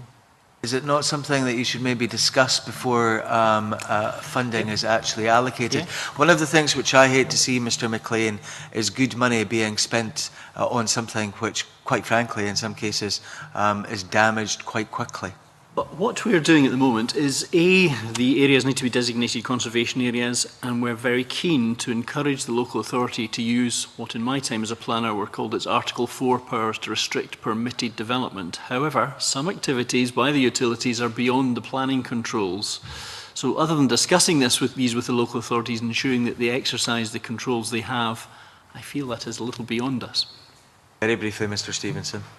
It's just an observation, Convener, and I can't remember if it's the Roadworks Commissioner, what his title is, has just levied his maximum possible fine of some £50,000 in relation to inappropriate digging up, because there is a structure which is actually quite widely admired internationally in Scotland to seek to control this, albeit capable of further improvement. Thank you. Obviously, regeneration is a long-term thing in many, many cases. Can we, at the end, maybe hear about your long-term strategies and how you intend to improve on what you're currently doing? Mr. Souter, please. I think that mentioned earlier, part of our strategy for the next programme period is trying to align the rural funding, the fisheries funding, the ESF and the RDF. Again, as I mentioned earlier, regeneration isn't a specific thematic objective of the new programme, but there are a lot of activities within the programme that could meet that wider definition of regeneration. I think the trick for us over the next year between now and the start of the new programme is to try and identify what the niche is for structural funds, rather than trying to do, as we're doing at the moment, trying to spread it across a lot of different activities to decide actually whether the structural funds is more appropriate to certain activities and less appropriate to others, and start to declutter the landscape. And how are communities going to be involved in that long-term strategy? Obviously, one of the things which we hear all of the time from groups is that, funding can be sporadic. We can have a short-term outlook, and another frustration of mine is that we give money to something only to see it fail quite quickly before it's actually had the opportunity to become self-sustainable. I think if we get that alignment right of the different funds, part of the advantage will be that we can give that long-term assurance around the availability of funding for 3-4 years with a review built in at that stage, because ideally the programmes that we start off with in day one will be developed as we move through the programme, but don't necessarily change, and we can give partners that longer-term security. In terms of communities and how communities can benefit from this, one of the advantages of working through community planning partnerships or leveraging funds through community planning partnerships is that community groups can directly access that funding rather than requiring to build funding packages and coming to us. I think you maybe need to look at our report on public service reform and what the committee actually thinks about community planning partnerships at this moment in time. I think you're being very optimistic if you think that is happening, Mr. Souter, and I would urge you to have a look at what we've said already. Mr. Samuel, please. Yeah, as I indicated earlier, the current funding round comes to an end in 2015. So before we launch our next funding round, we always have a huge consultation exercise. The last consultation exercise in 2010, what our clients, if you like, our customers told us that they want to see more consistency. They don't want, as you've just mentioned, see us chopping and changing the money that's made available and what it's for. Obviously, it will depend on what people tell us in that consultation, but I would expect to see a regeneration programme like Growing Community Assets continue, and we will learn the lessons, as I say, from the 5-year evaluation that's just finished. There's lessons in there for us, but I think there's also lots of useful stuff in there for communities thinking about taking on these sort of projects, so we'll make sure that that's disseminated as widely as possible. The other reason why I think that there will be consistency as far as GCA is concerned is that we have the Community Empowerment Action and Renewal Bill coming forward. We've got the Land Reform Review Group looking at that subject as well. So to my mind, it would make no sense whatsoever to us to take a funding source like Growing Community Assets away from that investment portfolio as we talk about. Mr. McLean, please. There are two parts to my answer. One relates to the Heritage Lottery Fund, one a little wider than that. Our strategic framework, which we devised after a lot of consultation with our usual customers and with the general public, has come up with the objective of making a lasting difference for heritage and people, and we're completely allergic to the idea that we'd be funding projects which in X years' time we're needing to look at again. So the sustainability of our investments is a very big factor to us in our decision making. All our projects, as I mentioned earlier, have to have a people element to them, running a range of activities, being involved in what the project is, deciding what's to happen to the heritage asset in their area, how it's to be run, how it's to be managed, how it's to be conserved, participating in training exercises, running education programmes. There are lots of people involvement things, and we think that's the best way to leave a lasting legacy for our heritage projects. In a wider sense, we're working through the Scottish Lottery Distributors Forum with our colleagues in the Big Lottery Fund, Creative Scotland and Sport Scotland, to define an area of Scotland. And if you'll excuse me, we've not quite finished that process yet, so I won't say where I think it might be. where we're all planning to work together in a pilot project to see what we can do for that place. Whether that place is a local authority or something more tightly defined, we've not quite got to. But I'm hopeful that that pilot will teach us something about how we can work best with communities for the future. Thank you very much for your contributions this morning, gentlemen. I'll suspend for about 5 minutes for a change of witnesses. Thank you.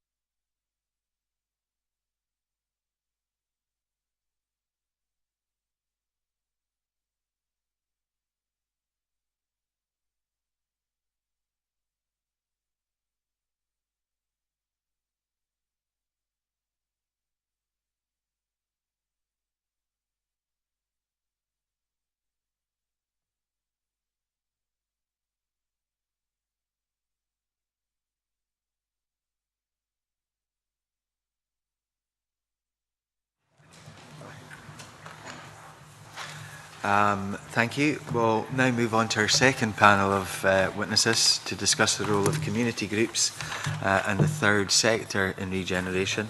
I'd like to welcome Rory Dutton, Development Officer North with the Development Trusts Association Scotland, Angus Hardie, Chief Executive of the Scottish Community Alliance, Stuart Hashagen, Senior Community Development Advisor with the Scottish Community Development Centre and Community Health Exchange, and Andy Milne, Chief Executive of Scotland's Urban Regeneration Forum.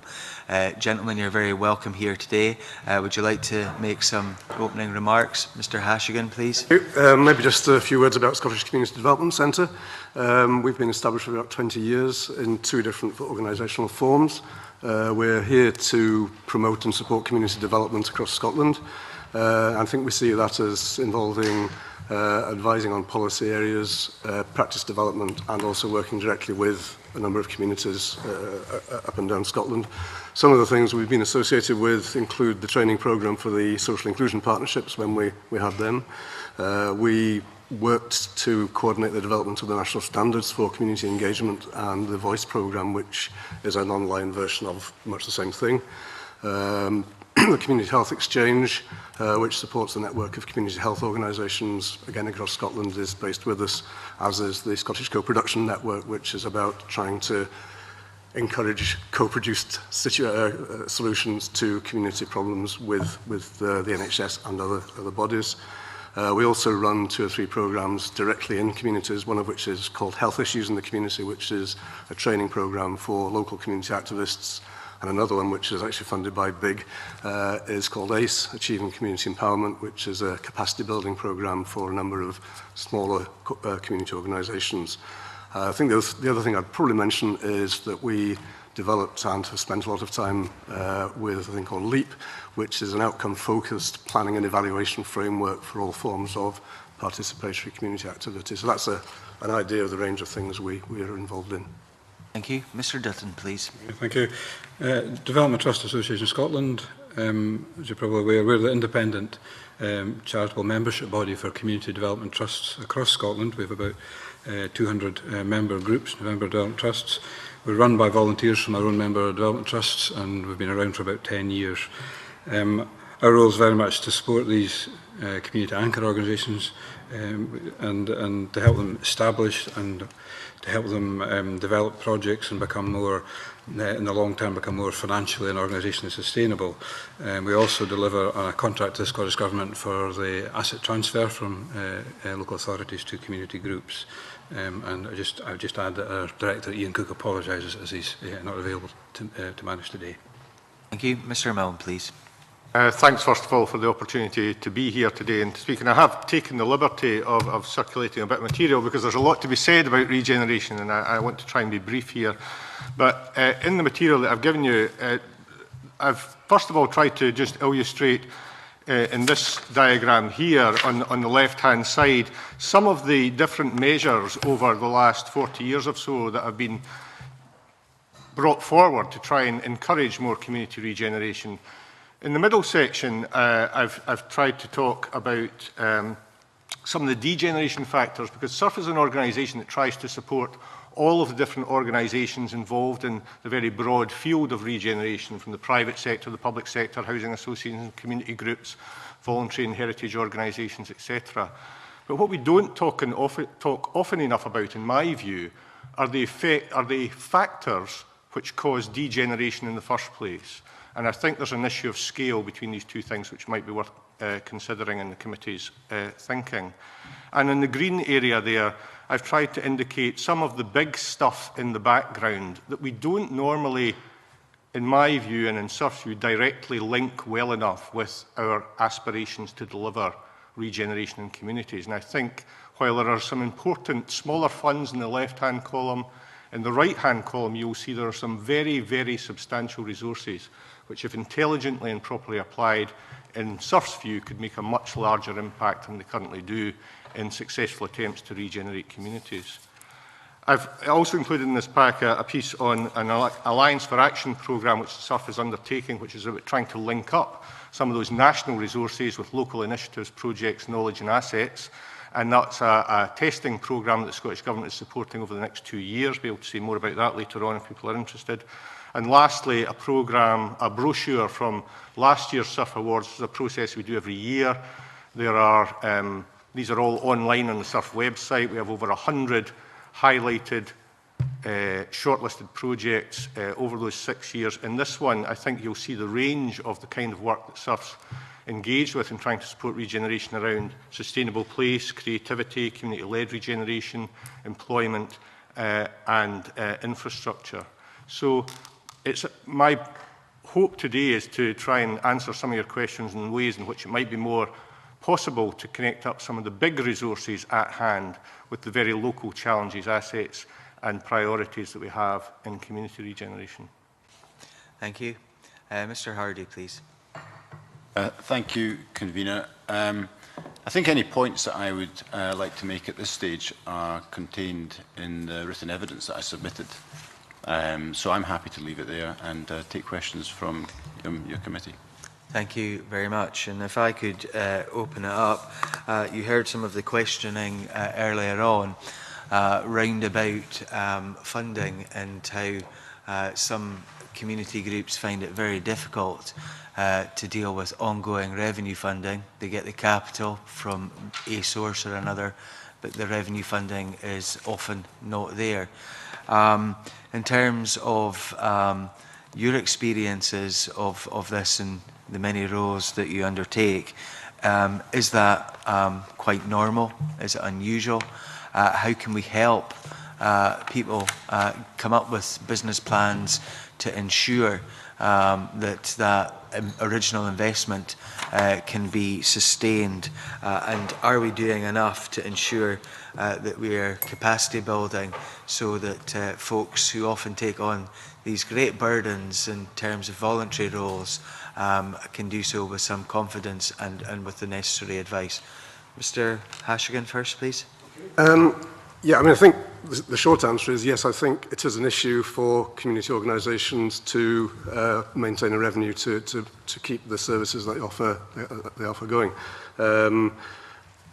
Most of the funding programmes, as we've heard, are short-term and time-limited. So given that most situations in disadvantaged communities are not going to go away overnight, the community organisations that are dealing with them really would do much better if they had a longer term and continued funding stream, provided they're doing the kind of work that will alleviate poverty, address disadvantage and improve health, if you like, are some of the three things which are important in communities. So I think the fact that funding is unpredictable, often a lot of time, staff time is spent on writing funding applications rather than delivering services. The funding criteria change. There's often, as was mentioned earlier, funding bodies like to invest in new ideas which may carry some level of risk. That means that the community organisations have to be innovative in order to achieve the funding. So I think there's a lot of barriers to what I think for most communities would be ideal, a longest term stream of funding which they could then make use of in the best possible way. And do you think that these difficulties act as a demotivator for some who want to get involved in their community? I'm not sure. I think most people get involved because they are angry or concerned about some issue in their local community, so that's the driver. I think when they come to the point that they need to get some funding to achieve the outcomes they want, and they then discover the challenges.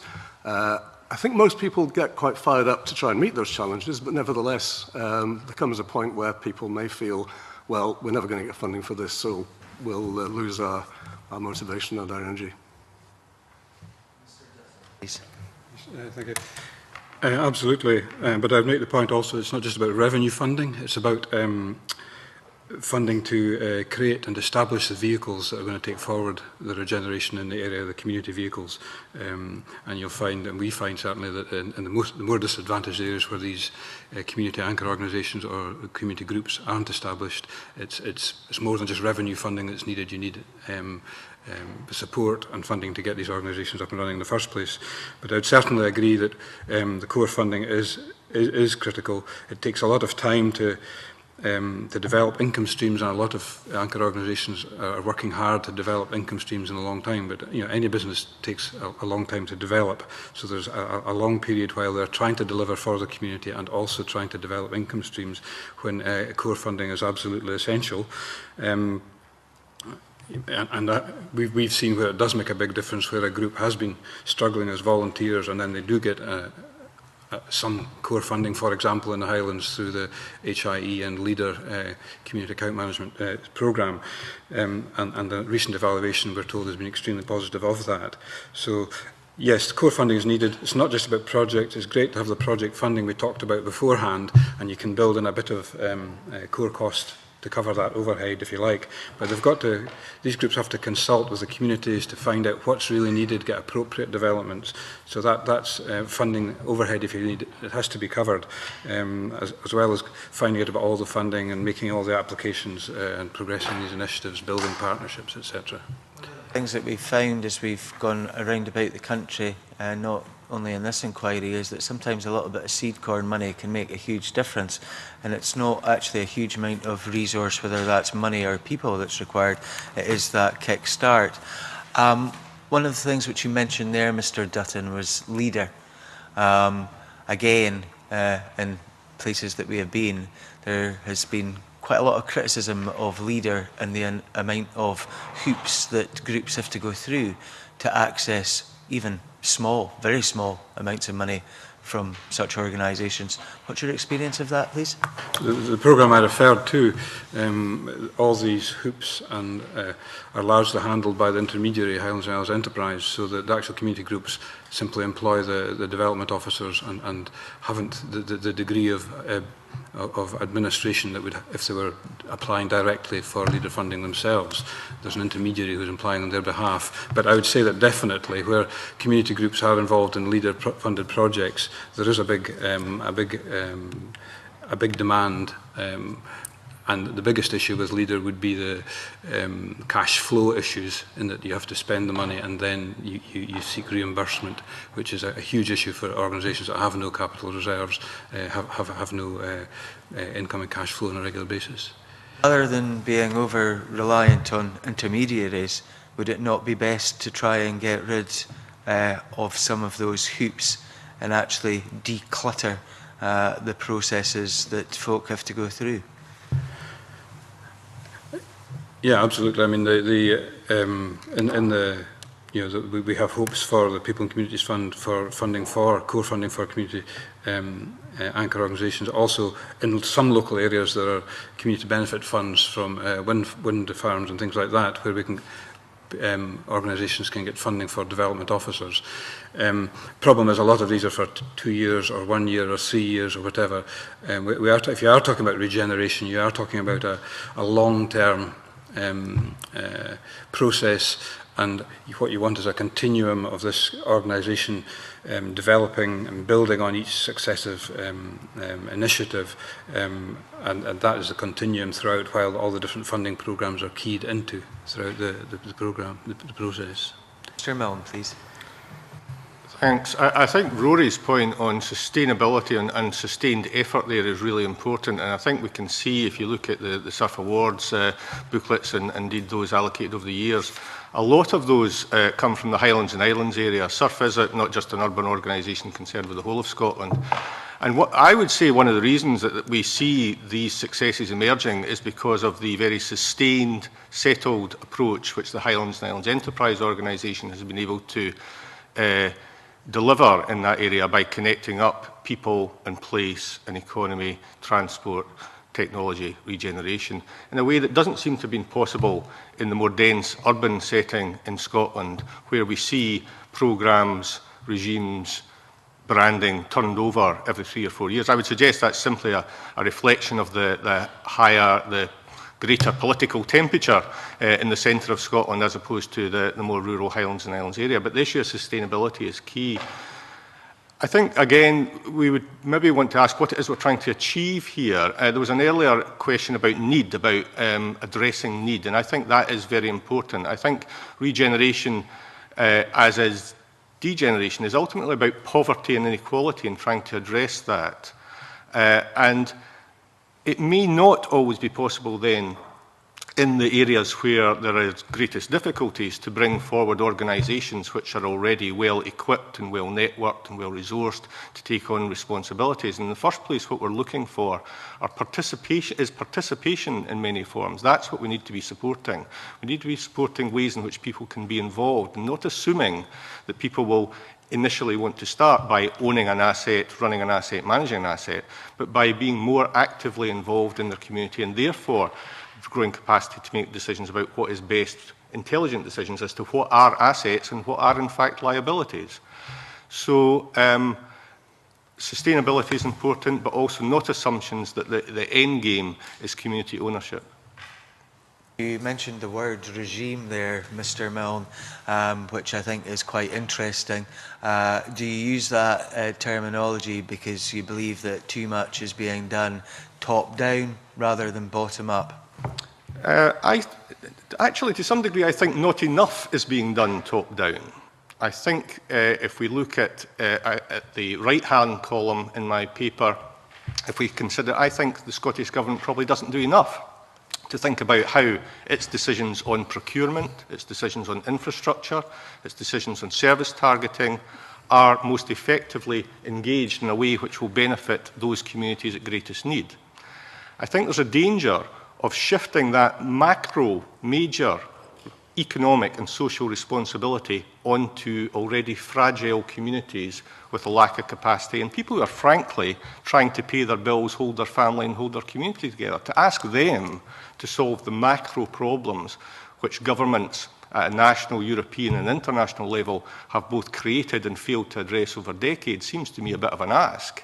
And I think what we need to do here is to sort out the right level of intervention. I am from my professional background, I'm very much in favour of community-led regeneration. I'm very much in favour of community ownership. I do not believe that it will deliver what we need to be delivered in the absence of effective action from the top on the allocation of much more substantial resources. I think we'll come back to that in some greater depth. But Mr. Hardie? Yeah, I mean, revenue, the absence of revenue support is the thing you hear most about from communities, I think. And we heard in the earlier presentations from our funders that there just seems to be a view that has invaded the funders' world that revenue is much, much harder to come by. I was at a project recently, last week, in Rutherglen, and we were kind of reminiscing about the good old days of urban aid. Now, in urban aid, you used to be able to get revenue funding for 5 years, 7 years if you were lucky with extensions. Now, with 7 years revenue funding, you could really do something. But with a year's funding, you're just getting to grips with the job, and then you're in trouble. So I think we really have to rethink our attitude towards revenue funding and the balance between revenue and capital. And we have these constant debates with the lottery and others. But the other aspect of this is about capacity and whether communities, the most disadvantaged communities, get their fair share of what's going anyway.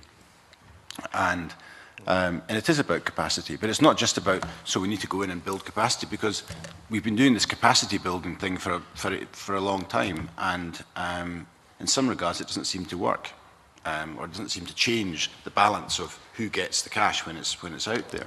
And I think the point that Rory made was very interesting. I mean, I think there are ways of building capacity by investing directly into communities, which they have been working with for quite a while in the Highlands and Islands. Eric spoke about the approach, the Our Place approach, which seems to be quite encouraging. You know, putting investment, targeting communities that have missed out, and say, we're going to work with you until we can come up with a project that's going to gain traction in this community. So I think we have to also rethink our approach to building capacity in those communities who appear to need it the most. One of the things which a lot of other folk have talked about is education, and investment in education in deprived communities. Do you think that that is something that we should be looking at much, much more than is currently the case? Do you mean in terms of mainstream education? In terms of mainstream education. Well, when I used to work in schools, my experience of education was that, just over the Arthur seat there in Craigmillar, and my experience was that the schools got a fair amount of additional resource from the council of what was available. But the issue was much more complex than just what was going on in the school. And the project that I was working with was trying to make links between the home and the school, and trying to raise the value of education within the home. Formula. Hmm? The community schools formula. Well, actually, it was a precursor of that. It was a project called the InStep project, but it melded into the new community schools idea. And but what I do think in terms of regeneration, and the thing that surprised me working in the schools was that, given that Craigmillar was one of these areas that had a lot of regeneration focus, the schools largely saw themselves as out with that discussion. And it was a strange kind of disconnect, because it was one of the biggest resources, physical and financial resources, going into these communities. And it didn't seem to blend with the other money that was going in the name of regeneration or capacity building or whatever. So I always thought that was anomalous. An interesting but not unsurprising point. Mr. Milne. Thank you.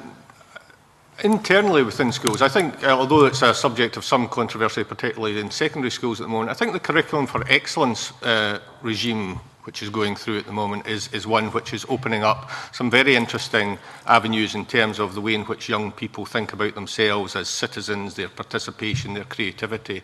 And I see some hope in that. But to take up Angus's point there, I think about schools are very often the centre of communities. They're where people meet. People meet to pick up their kids, they chat about how things are, what's working, what's not working, what's the problem with the traffic, what's the problem with the jobs. These are hugely underused resources, I think, as community anchors. And there have, as you will know, Chair, over the years been many efforts to try and create community schools which are genuinely interactive with the forces round about them. So I think they have tremendous potential, the education process itself, but the schools as buildings, as functioning hubs within communities have tremendous potential, which we could be doing much more to link in with. And also, as Angus has mentioned, though, the ability of young people to have a positive educational experience and a positive general experience within their school is greatly affected by external financial, social, economic factors. And we're doing some work at the moment with children in Scotland, looking specifically at the impact of those factors on the ability of head teachers in primary schools, not just to sustain positive educational outcomes, but to use that as the basis for greater interaction within the community. So I think you're right to put your finger on education, not just as a process, but the physical realisation of that process in the form of schools as being key to the potential for regeneration in some of the most disadvantaged areas, where other so-called anchor organisations and other forms of capacity are currently missing. Thank you. I'm going to take in Margaret Mitchell, who's, well, mentioning education, is about to see some teachers. Margaret. It's not a related point, gentlemen. Can I thank you all for your submissions? And my question to you is a general one. The committee so far has received evidence of very successful community individual projects, community regeneration projects. But despite this, the statistics show there isn't a general improvement in deprived areas. And from reading your submissions, you've all got ideas and suggestions for that. So can I go round the panel and A, see why you think that is, and B, what could be done about it, perhaps starting with Stuart? Yes, I think I absolutely agree. There are many examples of successful community initiatives, and in fact, I think it's probably true to say that the wider world doesn't necessarily know how much has actually happened and has been going on in many communities. So I think there's a kind of lack of public relations and marketing and communication of the positive gains that have taken place. So I think that's an issue. Having said that, it comes back to what I think Andy Milne said earlier, what are the expectations on community projects to resolve issues, big issues of poverty, disadvantage, lack of achievement, etc. So my view is they're part of the mix, they're not the whole picture. Very important where communities can take action and do things on issues that are of particular concern to them, but that alone isn't going to change, if you like, the deprivation statistics. Having said that, I was at a meeting with a housing association last night, and I think this is probably not firmly established evidence, but it was suggested that the deprivation statistics in the areas that this association works appear to have become better over a period of time when that particular association has had a wider role community regeneration strategy. And that's obviously very hard to substantiate because lots of other things are going on, but it seems that the statistics are better than they were, and this is in a very disadvantaged part of Glasgow. Yeah, I noticed you mentioned particularly CPPs seen as interagency planning vehicles instead of facilitators and enablers of neighbourhood work, and that if they were to prioritise supporting engagement, capacity building, they would be much more effective. Absolutely, yes. And I think I mentioned the National Standards for Community Engagement, which the then Scottish Executive commissioned. And that was specifically to take forward the requirement in the 2003 legislation that local authorities engage with community groups in setting up community planning. And we came up with a very interesting and agreed definition of community engagement, which was that there should be a debate between public bodies and communities about what the needs, issues and opportunities were, and then plans should be set which would achieve change through partnership between those various bodies. I think my view is we need partnerships. We can't leave everything to community organisations. We can't leave it all to government either. There needs to be an evolution of effective partnership work between communities and the people who provide services and support to them. Rory? Yeah, just sort of about my opening statement, really. Community-led regeneration is a long-term process, and in my view it's kind of barely begun. There are these patches of fantastic success where there's been particularly determined groups, and there's lots and lots of swathes of area where there aren't these groups and there's nothing happening because there's no focus, there's no vehicle for it. So, and a lot of that's to do with this issue of confidence and belief that they can make a difference and that they'll get the support that will necessary to make that difference. So I would basically say that what you've seen in some areas is the potential, and what we really need to do now is to provide the support so that the germs of initiatives starting in other areas can be supported to get established, and then we can support them to take the thing forward. So you'll see that replicated more broadly. But we found it, and I mentioned before the asset transfer programme, it is the better off communities with the expertise, with the groups in place that are taking these opportunities largely. We're not finding them in the most disadvantaged areas because they don't have that infrastructure of community groups. There's not that belief they can do it. There's not that confidence they'll be listened to and taken seriously, etc. I think it's an issue of commitment, resources, and an issue of timing. It is a long-term thing, and in the fullness of time, if we pursue the policy of supporting community-led development, you will see that being broader across the more disadvantaged areas. Perhaps mention just your suggestion of the Knowledge and Skills Exchange Fund, Absolutely. which I think addresses that. Yeah, I think of chipping that in the last point, education, in as much as it's great to have the young folk involved in community-led development and within the groups and with the projects. A lot of our members have youth-oriented initiatives, but the best way to inspire people, the best way to get a bit of self-belief that they could do it too, to see what's possible. In other words, education in the broadest sense is for people to go and go and see how other groups have done it. For example, you see, these leading lights in the areas, and we did have funding for that, and we are continually endeavouring to get more funding to cover the costs of groups going out to see how other groups have done it. And it's sort of the education, it's spreading the belief that things can be done. It's spreading the knowledge as to what can be done, and it is really transformational when people go in these groups. I think that's an excellent idea. Yes, Andy. Thank you.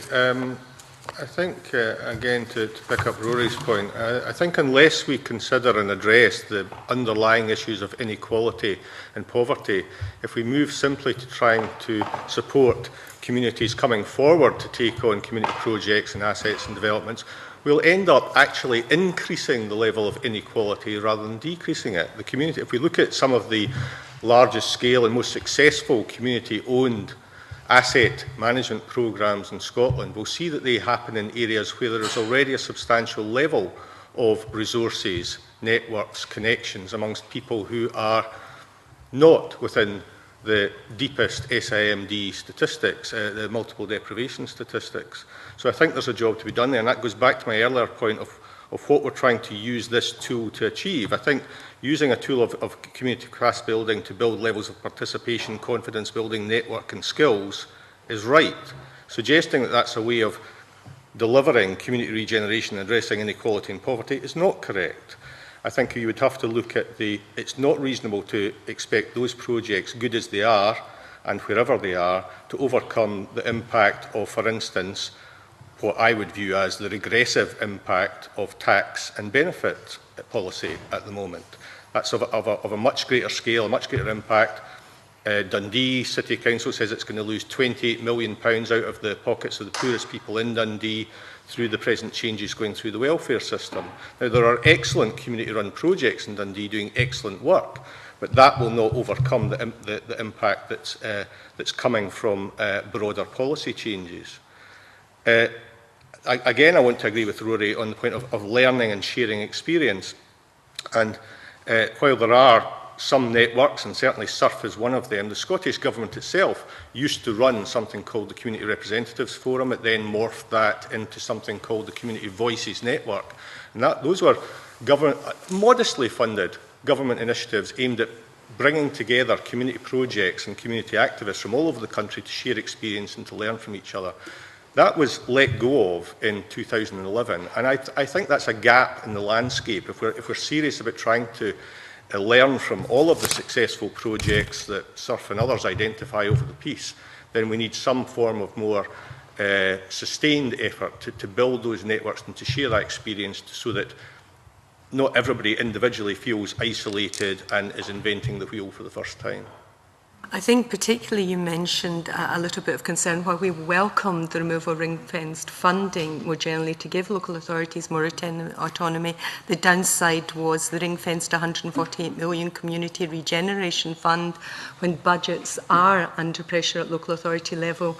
I think you commented that they've not re-emerged in community planning spending priorities. Is that a concern? I think it certainly is a concern, and I'm sure that's one which the committee's own excellent report recently, or comments recently on community planning partnerships and how they are or aren't working in terms of community capacity building, community engagement would validate. I don't particularly blame local authorities for this position, let me say, and I say that SURF has got lots of local authorities in its membership, and many of them are doing an excellent job under very difficult circumstances. But it's not surprising that when money is given to them, which was previously specifically targeted, 80% targeted urban programme was in disadvantaged areas, and that money is now given to them in what was the Community Regeneration Fund, in the Fairer Scotland Fund, and now through community planning into the broad mainstream functions of the council, that it then gets dissipated and lost and doesn't land in the most disadvantaged areas. And I think you've already heard from Annette Hastings of Glasgow University and the excellent work that she's done in looking at where public services and public service investment actually lands in communities, and it doesn't land in the areas in greatest need. It lands in the areas which are already relatively well resourced for two reasons. One, because those organisations and those people are very good at complaining about the fact that their street isn't clean enough or the curb's broken. But also, Annette very interestingly uncovered a default position of service providers to provide a different response to middle-class complainers than to working-class complainers. Advocate here before Margaret goes on to Angus Hardie. In terms of the ring fencing, and as you're aware, I'm sure I was the chair of a social inclusion partnership for many a year. That ring fence money, in my opinion, often funded what should have come from mainstream budgets. The ring fence money, if you like, was used as a cash cow to prop up the local authority who weren't doing certain things in an area.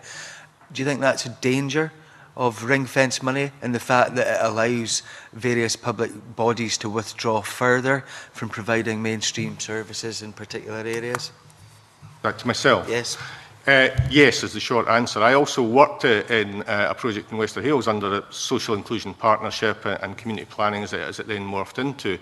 And you're absolutely right. The original New Life for Urban Scotland partnership situated in Wester Hailes at the time identified, I think, 5 specific goals for the outcomes from that partnership activity based on that ring fence funding, largely urban aid funding at the time, Angus. And those were around community safety, they're around local facilities, they're around housing and environment. Now, all 3 of those were achievable within the bounds of Wester Hailes within reasonable investment. The other 2 goals, which were about income distribution and levels of unemployment, were not achievable because those are factors out with that geographical area. And that's where I think the larger policy decisions come to play in terms of making those changes in addressing poverty and inequality. I do think ring fence funding have a sensible role in engaging communities, voluntary organisations, local councillors, local businesses in very specific tasks, but that is not the right tool for all of the problems that we need to address, and we need to be more intelligent about picking the right tool for the right job. Sorry, Margaret, I think I needed to clarify about ring Angus, fencing.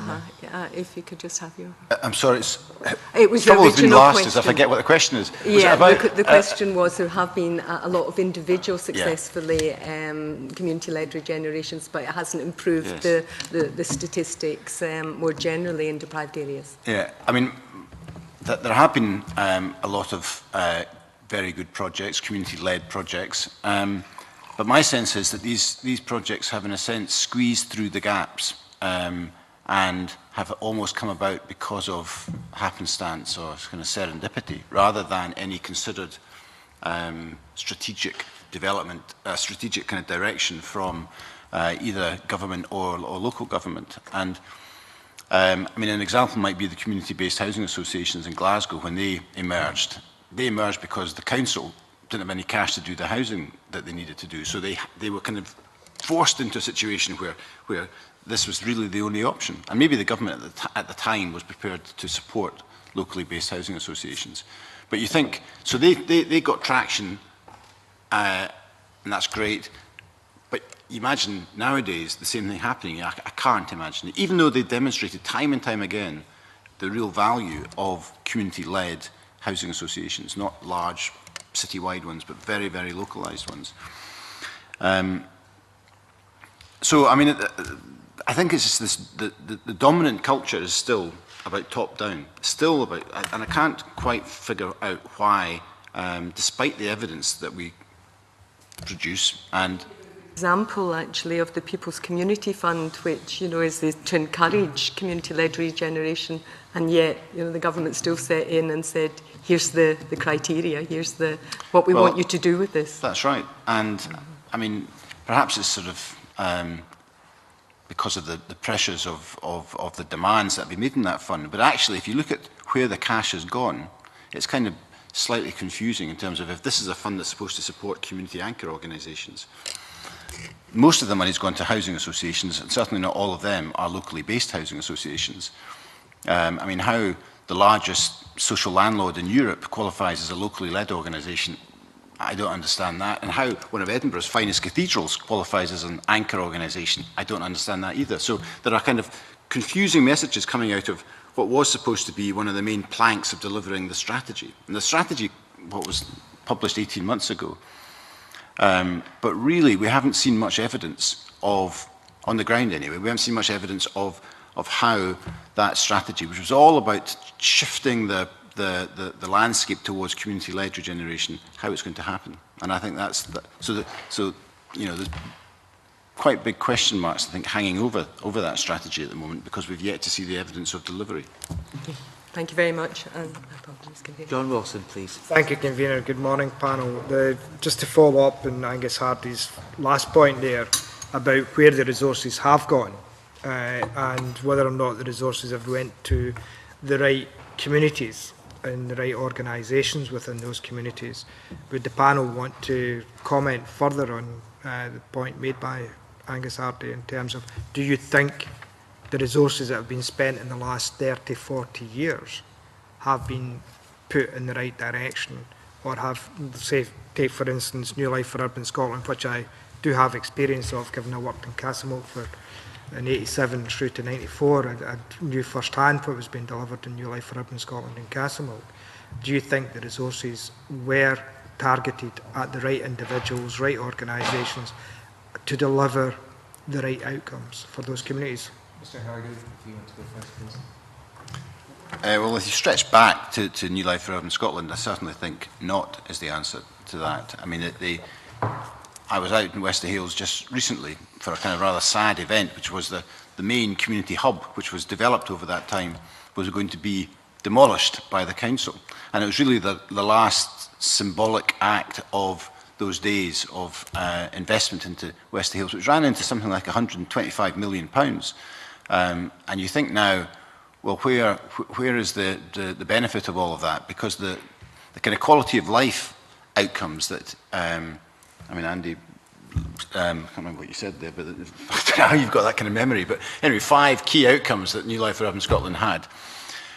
You know, they've still got very high levels of unemployment relative to the city average. Educational attainment's poor. Aspirations of young people are poor. It just doesn't look... actually, that's not quite true, because some of the housing investment clearly has made a difference. But it still feels a very disadvantaged area.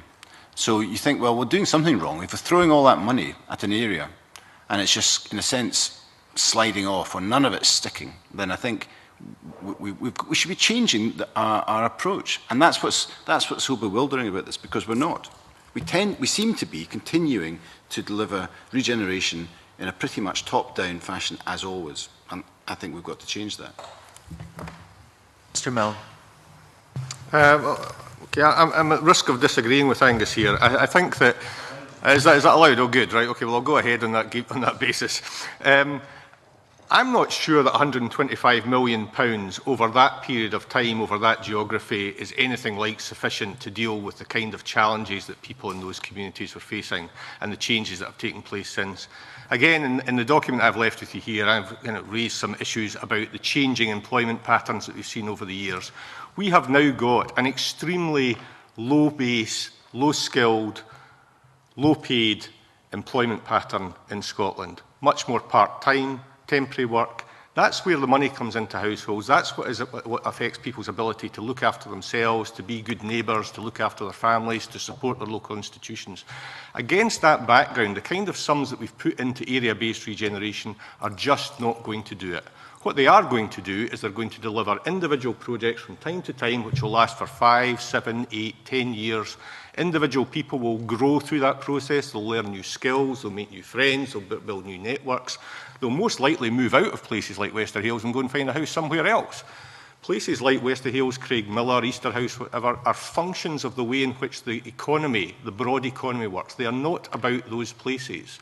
The solutions to that broad economic framework do not reside in those places. They will not be addressed by investing in community projects. We are now down to a People and Communities Fund of £6 million. That's less than £8,000 for each of the 15% most deprived communities in this country. That, taking your point, Chair, small amounts of money can make a difference, I would accept, but £8,000. That, you will know from yesterday, that fund has been closed from over-demand. That fund at £6 million is a 50% reduction on its predecessor, which was the wider Action Fund directed only at housing associations, which was reduced by 50% 3 years ago. These kind of tools are not going to deliver the outcomes that the committee is looking for.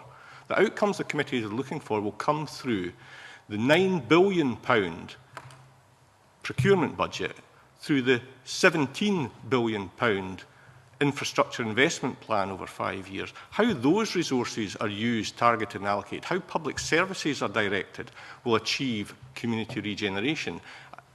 Part of that process will be ways in which communities can be engaged, can be consulted, can then participate, can then take ownership, can then be involved in participatory budgeting, make budget decisions, etc. But let's not, I mean, I think there's a real danger through the genuinely held aspirations of the government's regeneration strategy to see more community-led regeneration, more community-led regeneration, and allowing that to obscure the much bigger picture and much bigger resources that are at hand to deliver on poverty and inequality, which is the base issue at the base of regeneration and degeneration in Scotland. I would say that clearly that the money that's gone in historically, I mean, it's clearly not worked because we've ended up with the problems as bad as before. And if it had been effective, the previous approach, then we wouldn't really be having this discussion to an extent.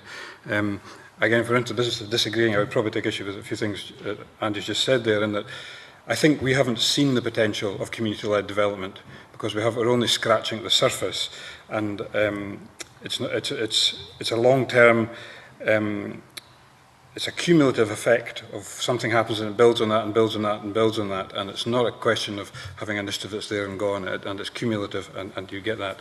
And I think the main strength of community-led development is that whatever you end up doing, it's tuned to the needs of that area. It's come from the people in that area. They've bought into it. It's their agenda. You then harness their all their energy, their time, their expertise, their attention to detail, and then when they get a bit of success, that breeds another success. They'll go on. We've seen time and time again a relatively modest project that a group does will then inspire them to try something more ambitious and more ambitious and more ambitious. So I don't think you can at all judge the potential of community-led regeneration in general terms, a bit like the last question responding to.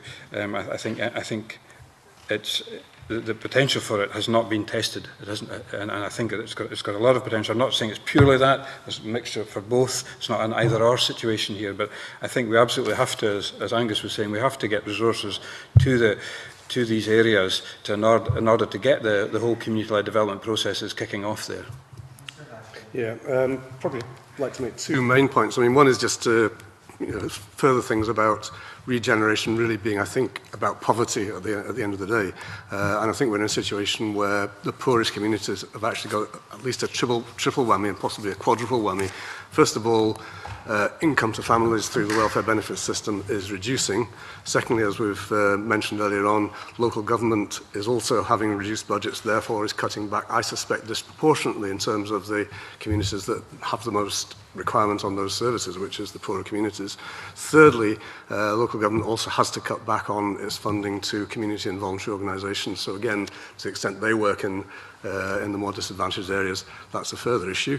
And then on the other side of the equation, poor people spend more to manage their lives. Again, the meeting I was at last night was talking about the activities of payday loan companies and these ones, and money going into these communities goes straight out of the door again in many cases. So I think we've got a worsening problem of poverty and disadvantage in the worst areas. So that leads into my second point. I think the question was about the overall direction of funding over the last 20-odd years. I think you can only give a very general answer to that question. My take on it is that the emphasis has been on physical and economic funding, and I think there's been a gap in the amount of funding coming to, if you'd like, social development, social regeneration. I think that's the starting point of any kind of community renewal, community regeneration. People have to have the confidence, the skills, the networks, the engagement, which allows them to get to the point where they can consider setting up a development trust or getting funding or whatever. It can be a long-term process. The Go Well study in Glasgow, which I think is very interesting, is really saying you can draw an almost direct comparison between the level of cohesion and support within communities and the quality of life that people in those communities have. And I think the missing link has been largely in the social development funding. John, we're going to have to be very brief now because I've got a lot of folk who still want in, and we're well through the time. So brief question, brief answers, please. Brief question, and try to be a brief, convener. It's just the issue about economic development. And we have, and Andy Milne made reference to the Surf Awards brochure that he gave us as part of the evidence this morning, and he says that a number of the organisations receiving awards were from the Highlands and Islands area. how much is that down to the different approach in terms of social and community regeneration that Highlands and Islands Enterprise have compared to the largest economic regeneration agency that we have in Scotland, which is Scottish Enterprise? And should Scottish Enterprise have more focus on economic regeneration within deprived communities and the community asset transfer debate regarding what's happened, similar to what's happened in the Highlands and Islands? Don't feel obliged to answer, but Mr. Dutton first. I don't know who else wants to come in. On that, I would say absolutely that, and I work in the north, so I see a lot of this. The artificial separation of enterprise development, if you like, from social and community development isn't helpful. Where it's succeeded in the Highlands is because they see that the development of a confidence of the people in the community is part and parcel of getting more economic, more business activity, more economic activity coming along as well. There's a huge sector now of community-run enterprises, but also the anchor organisations are also involved in promoting opportunities for private businesses as well. So I think HIE has got it right in as much as that they see that it's not just good just supporting businesses, you have to, and infrastructure, you have to do businesses, you have to do infrastructure, and you have to do the community groups and the community initiatives as well. They play a vital role and very, very important in the mix. Yeah, I think the point's well made. I think the physical and political space in the Highlands and Islands area for people to consider the options in terms of land ownership, energy generation, etc., is much, much greater than it is in the dense urban centres. And I would go so far as to suggest that communities, deprived communities in dense urban areas, have no psychology of the possibility of owning land and owning assets in the same way as people in the Highlands and Islands area do. And I think there's a lot to be learned from that model, but it would require the intervention, a positive intervention of an organisation dedicated to that purpose, because I think without that, with Scottish Enterprise don't play that role was removed from them some time ago. Community Scotland, which had that role, was wound up altogether. Local authorities have different interests around this debate, and I think there's an absence of an advocate for that approach in the urban area, yes. Okay. Briefly, Mr. Hardie. Just one point, which is the contrast, this holistic approach in Highlands and Islands, which is not just social economic, but cultural development and cultural support. In the rest of Scotland, it seems that perhaps because the amounts of money are so great that we need to have almost hypothecated arrangements to deal with it, but and it doesn't join up at a local level. But for some reason in the Highland, perhaps because it's of scale, they manage to do it, and we see the results. Please. Thanks, I think that question has been answered fairly well, but can I just ask the question to Mr. Dutton? Have you any experience of the difficulties in communities obtaining public-owned assets, given our conversation which has just taken place? Absolutely. Yeah, I mean, we were charged with this Community Ownership Support Service. We were focusing on local authority asset transfers into community groups. And as I said in the opening comments, there's a dearth of these in the more deprived areas. And what's that down to? A lot of that is that there aren't the groups and there isn't the confidence in these areas to take these initiatives forward. They don't believe it can be happened. They haven't got the infrastructure, haven't got the groups there to do it, they haven't got the skills, and they don't have the belief that they could do it.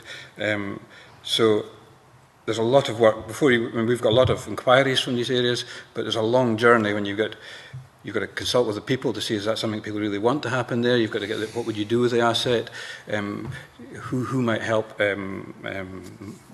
run the organisation, and there's this long journey of getting the organisation up and running, a community organisation up and running that might progress it, to research it, etc.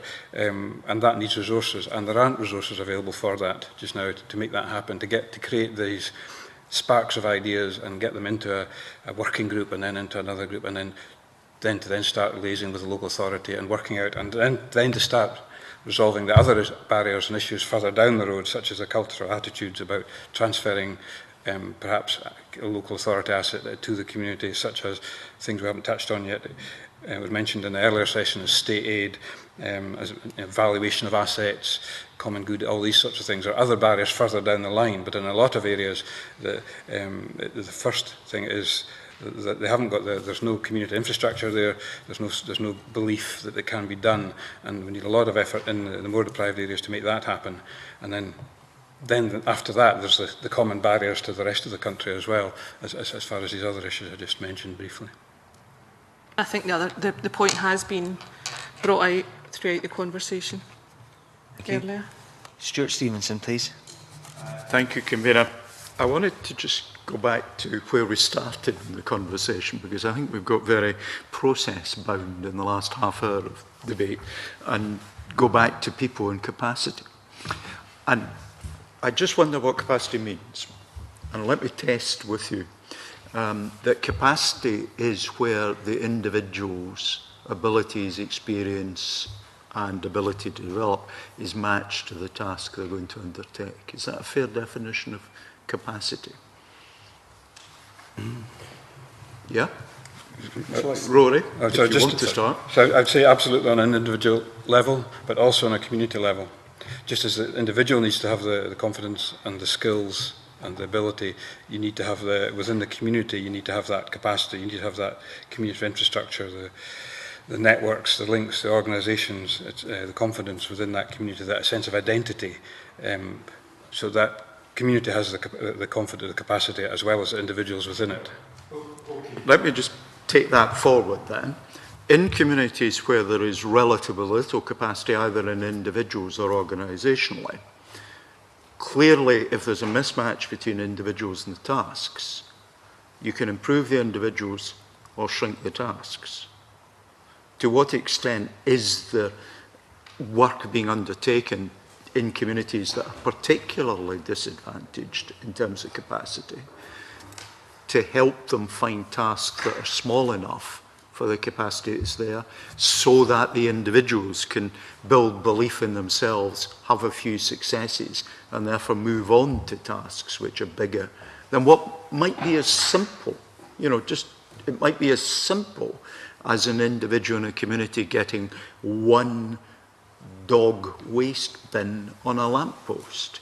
Once one person has got that as a success, well then, feel I can make a difference.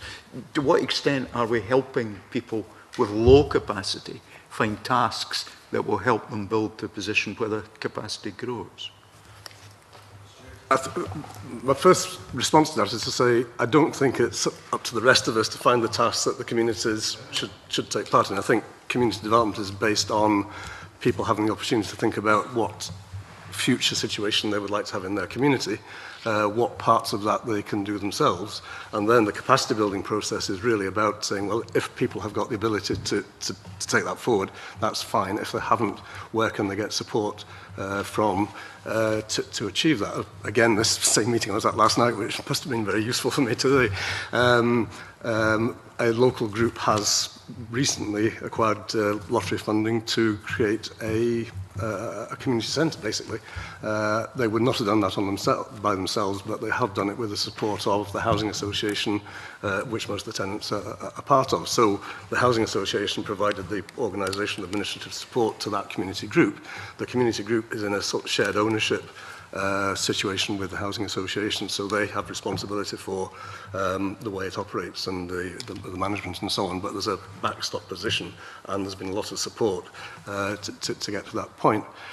I think on a broader question, I think you did ask for our definitions of community capacity. We've done a lot of work on this, and we say... Not just community, individuals as well. Yeah, individual and community, but we're talking about community regeneration, so I think we need to be aware about what community capacity entails. And I think we say there's four broad headings. One is communities need the understanding, the knowledge, the skills, the confidence. It's really the kind of learning education side of things to be able to do something in the first place in relation to the situations that they're dealing with. Secondly, they need a level of organisation, whether it's quite informal networks or bigger organisations or things as large as community-based housing associations or whatever. Third thing I think they need is some kind of political influence, so that what they want to see happen can be explained and justified to decision makers. And finally, I think equalities is very important, so we're not just advantaging people who've got the power at the expense of others. So I think it's very important to have an equalities debate underpinning all this. Can I just pick up on something you said there? Are you suggesting decision makers are outside communities rather than inside communities? At the point where a community wants to do something, they're outside communities. It's when community planning should work in the way that decision makers are actively within the communities where these things are going on, but it happens rarely in that way. So I would say, if we're talking about community-led projects, community-led developments, they start within the communities. When they get to a certain point, it then becomes important to engage with decision makers, policy makers, funders to make that happen. So the decision makers outside the community are the people who stop them doing things? Well, not necessarily, but just putting propositions. Change has to come from somewhere. I think when we had the social inclusion partnerships, I think the intention there was to create a structure in which community needs and issues could be raised by the community. The various public bodies were involved in those social inclusion partnership bodies. There was an administrative system to bring those two things together. Plans were drawn up, which I think then took things forward. So I think that's I'm not suggesting that all the social inclusion partnerships work perfectly, but I think the structure there was not bad in terms of having that partnership approach. So that's where the engagement's there. I think, on the other hand, I think I've had experiences where, for example, we've facilitated discussion between local decision makers and communities, and it's become very clear that the outcomes for both have actually been much the same. And after that conversation, they were able to work much better than they had previously been able to do. So there's something to be said for facilitating conversations, facilitating debates, getting people actually talking to each other about needs and issues and what could be done about them. Stuart, because I'm going to play devil's advocate again, because you said, Mr. Hashagen, that social inclusion partnerships were one of the best fora for bringing all of those folks together. That's not my experience and not the experience of many others who were involved in social inclusion partnerships. Many partners did not take part in many areas. Would that be fair to say? I think that would be I'd said they didn't all work properly, but I think as a structure, where the intention was that the partners should come together, I'm not sure that any other structure did the same thing in the same way on a localised basis. Would it also be fair to say that in certain places, partners hijacked the entire thing to drive the main projects in their line of work rather than anything else to benefit the community? Yes, within that partnership, power relationships played out, and the voices with the most power would probably get their way most of the time. And would you, and I'm sorry to lead you along this line, would you say that where decision makers did live in communities, which was quite often, that maybe the social inclusion partnerships themselves saw less of the other partners there because they didn't want to face the hassle of having the decision makers at the table? That could well be the case. Sorry, Stuart. The comment. Stuart McLean. Oh, I beg your pardon.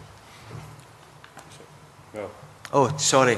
The other panelist, sorry. Mr. Dutton, beg your pardon. Just to pick up a point you made, Mr. Stevenson, we often talk about quick wins being really good. In an early stage of a community group, you can get some quick wins, relatively small projects, gain confidence, etc. But that said, I mean, the Communities Day we had here in the main chamber in April, the main message from that was don't limit your ambitions. And I would say time and time again, going around groups, and something that's using the visits, when people go to visit, see what other communities have done. Basically, a lot of things can be achieved with a huge dose of common sense plus confidence, and then with bolted on additional skills provided by the supporting agencies. So I would just say with a huge dose of common sense and confidence and commitment, communities can achieve an enormous amount. And I would be the last person to sort of play down any sense of ambition and aspiration. And we should never underestimate the potential of people, even in the most deprived areas, to actually, once they get behind it and have a belief, to actually turn things around, just using their basic life skills, common sense, determination, etc. I think the underlying premise of your question is absolutely correct. I mean, I think that people begin their involvement in communities from the most simple participatory levels and going to community barbecues, community quizzes, community galas, the sort of things that I used to be frankly a bit disrespectful of, but which I began to realise were the lifeblood of the community process, by which people came to know each other, came together to discuss issues, built a bit of networking, a bit of confidence, then found themselves as directors of housing associations, land and development trusts, etc., etc. It's a progressive process, and one which we haven't invested in sufficiently over the years in order to build the kind of capacity that would be required now to deliver the kind of community-led regeneration highlighted in the National Government strategy. On the other side of the coin, though, I think that there's a little danger in being a bit patronising towards communities and saying that the problem is a lack of capacity within communities. Many communities have levels of knowledge, assets, connections, which is private sector or consultancies and organisations would die for, frankly, you know, and fail to engage. We fail to access and engage that in a way to the best possible effect. And last point to make as briefly as I can is that I think there's a great deal of capacity to build within the other organisations and institutions who need to engage with communities. There's a lack of skill, a lack of knowledge, a lack of willingness, a lack of ability on official sides to get into the same room, to get into dialogue with community representatives who are going to tell them things that they don't want to hear. I have direct professional experience of that, and it is jaw-dropping the extent to which communities will struggle to get a point over and the degree to which officials will refuse to even engage in the debate. I think I'd agree with everything that has been said in terms of what do we understand by the term capacity. I suppose, I mean, I understand there's a kind of reluctance or a reticence about putting in paid staff into communities who might move faster than the pace of the community. And maybe that's the point you were getting at. But the reality is all of the other agencies that the community has to deal with, if they are going to be developing and regenerating their area, have all got armies of paid staff. So the community needs to be tooled up to be able to sit at the table with these organisations. And I think that's the main point I'd want to make, that while that is also building the capacity, it's also just giving the community, or levelling the playing field to some extent. Stuart McLean, please. First question is to Mr Hardie. About half an hour or so ago, in your comments, you spoke about Wester Hales and the £125 million that had been spent on this, the final building that had been knocked down. With your comments earlier, does that indicate, or are you suggesting that some of the regeneration activities of the past were too much of a focus of the short term as compared to medium to longer term? Yeah, I mean, they were designed as, we never really knew what the time frame was, but I think maybe 10 years or something, so it seemed like infinity, you know, as a community worker. And so you never really worried about the end point. And that was our biggest mistake, because really what we should have done was to capture some of that 125 million and invest it in an asset that was going to generate us a long-term income stream and allow us to continue some of the services that had been developed over that period. And, you know, that was before all this talk about community ownership of assets really became the norm. It seems crazy, but that's the reality of it. We should have developed an asset, and before that you said the community workers. Well, what about the community? Well, I was a worker for the community. I was employed by the community, so I was speaking sort of collectively as a key advisor to the community. But yeah, the community would have had to buy the assets. And actually, we did set up an organisation with that aim in mind. But it's interesting how these things can be kind of diverted, because it didn't deliver what was aimed for. Mr. Milne. What was the question again? The short-term approach. Yeah, thank you. Yes, you're right. I mean, and I was diverted. My mind was diverted there, thinking about Angus and about Wester Hales and the issues about assets and ownership there. And I'm remembering that the community had to make a decision fairly early on whether it got on board the bureaucratic process that was the New Life for Urban Scotland Partnership and all of the round of meetings and regimes and strategies and reviews that went along with that, or whether it concentrated on building its own structures, its own assets and its own initiatives. And that was a kind of ongoing debate. In the case of Wester Hales, certainly there was, I think, much of the effort and huge amounts of energy, huge amounts of time was thrown into engaging with the bureaucracy of the partnership. And I think Angus's analysis is correct in saying that out of that, not enough was secured and locked down for the longer term benefit of the community. But you may remember, of course, there were 4 New Life for Urban Scotland areas, and the one in Whitfield they pulled out at just after 5 years after they knocked down the high flats, and then think, well, that's enough. So at least in areas like Castlemilk and Wester Hales and Ferguson Park, there was a more sustained income, indeed, but a more sustained effort. My general point over the piece, which Rory and others have referred to, is it's just not long enough. We just don't stick at things long enough. We don't have enough faith. Scottish Government set up urban regeneration companies. When was that? 2004. We were told that was going to be a 15, 20-year commitment. They're now being effectively wound down and elsewhere. But in the knowledge that the difference that needs to be made will take at least 25 or 30 years in a benign economic environment, never mind one which has been turned upside down since 2008. I was going to pose a question to you regarding the URCs. Obviously, some of them were set up in 2006, some beforehand. Do you think some of the URCs were actually set up to fail? Set up to fail? No, I think some existing initiatives that were already in place were badged as URCs. I think that certainly happened. There were some things already ongoing there. The original thinking from the Scottish Government, because SURF as an organisation was involved in facilitating the discussion process, was that ultimately there would be between 15 and 19 URCs across Scotland.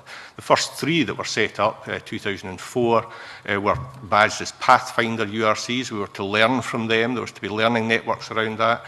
The second 3 that came on after the People in Place document in 2006 were largely a result of political pressure and some signalling of a need to respond in particular areas. What never really happened out of that, and I think it's interesting, we have spent hundreds of millions of pounds on URCs, and for a long time on the Scottish Government website, they were the top item of regeneration activity under the Scottish Government. Where is the learning from that?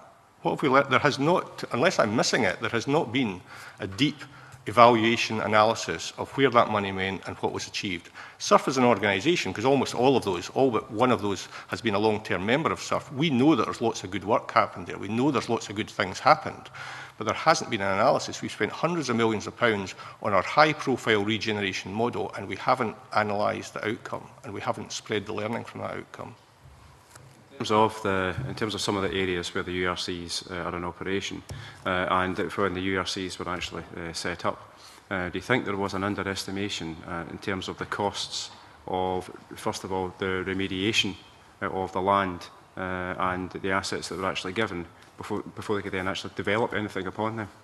Yes, I think that's certainly been the case. I mean, but that's not in itself surprising. It's not surprising that a developer might enter into a particular venture and then find that there's some hidden difficulties there in delivering the outcome. But I think the greatest difficulty was that all of the URCs were predicated on the previous model of rising land values and rising property values, and that out of that it would be possible to secure the kind of assets that Angus has talked about for the community in the longer term. The 2008 banking debt-led crash that ruined that model ruined the business plans of the URCs, and the URCs were then left scrabbling to see, sorry, that's too pejorative, they were then left prioritising what they could actually achieve in this changed economic landscape.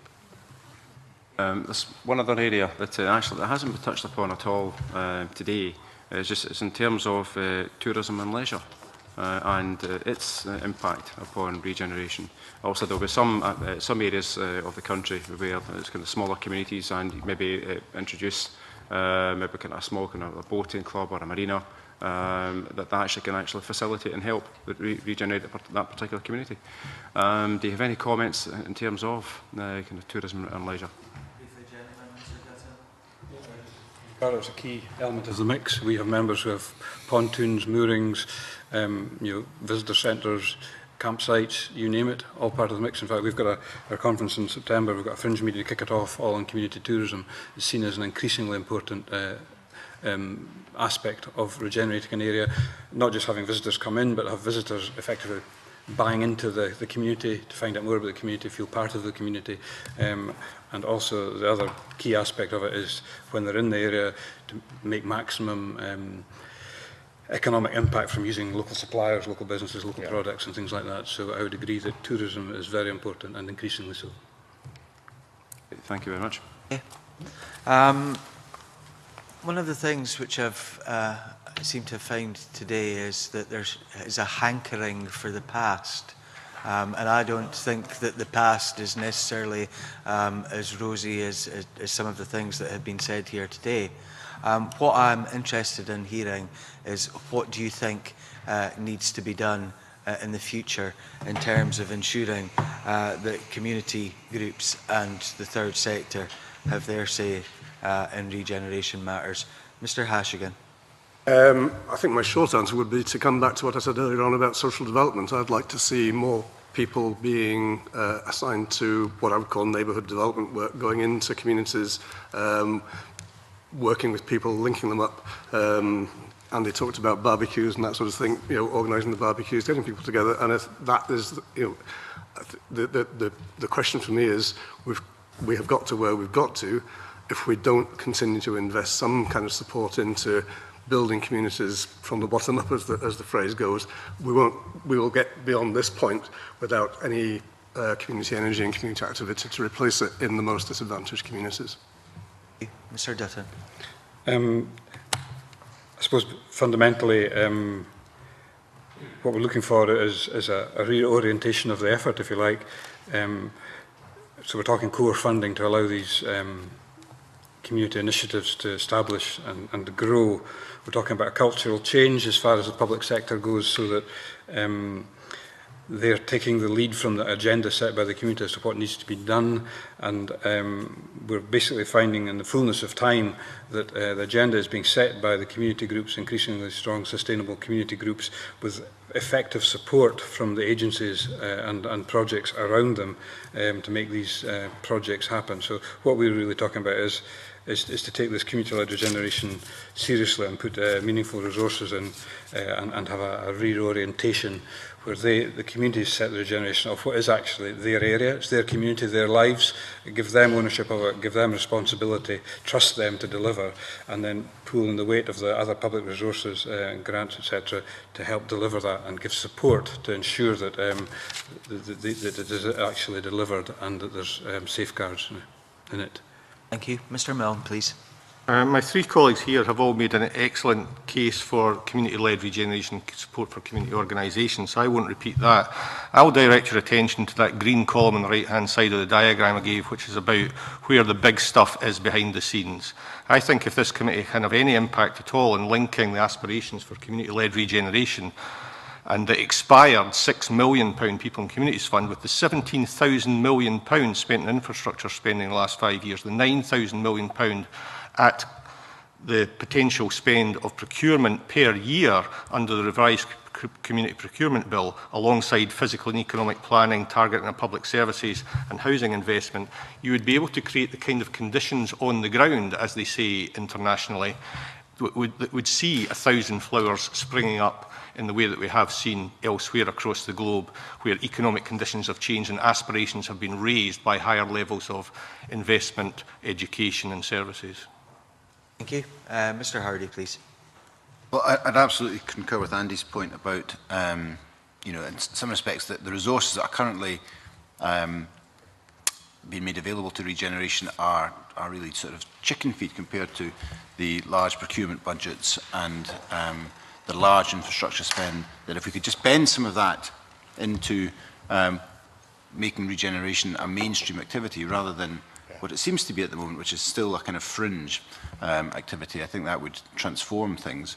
And I think also just to restate what we have, the theme of today really, is that when local people are leading the process of their own regeneration and are shaping their own future, the outcomes are almost always better, and the evidence is there to prove that. And, you know, on the edges of the regeneration world, Dr. Harry Burns, he's now a complete convert to that, isn't he? I mean, he's always saying this, that it's co-production, local people, people being in charge of their own health instead of being done to them. So I think, you know, we should take the lead from people like Harry Burns, who is a real leader in this field.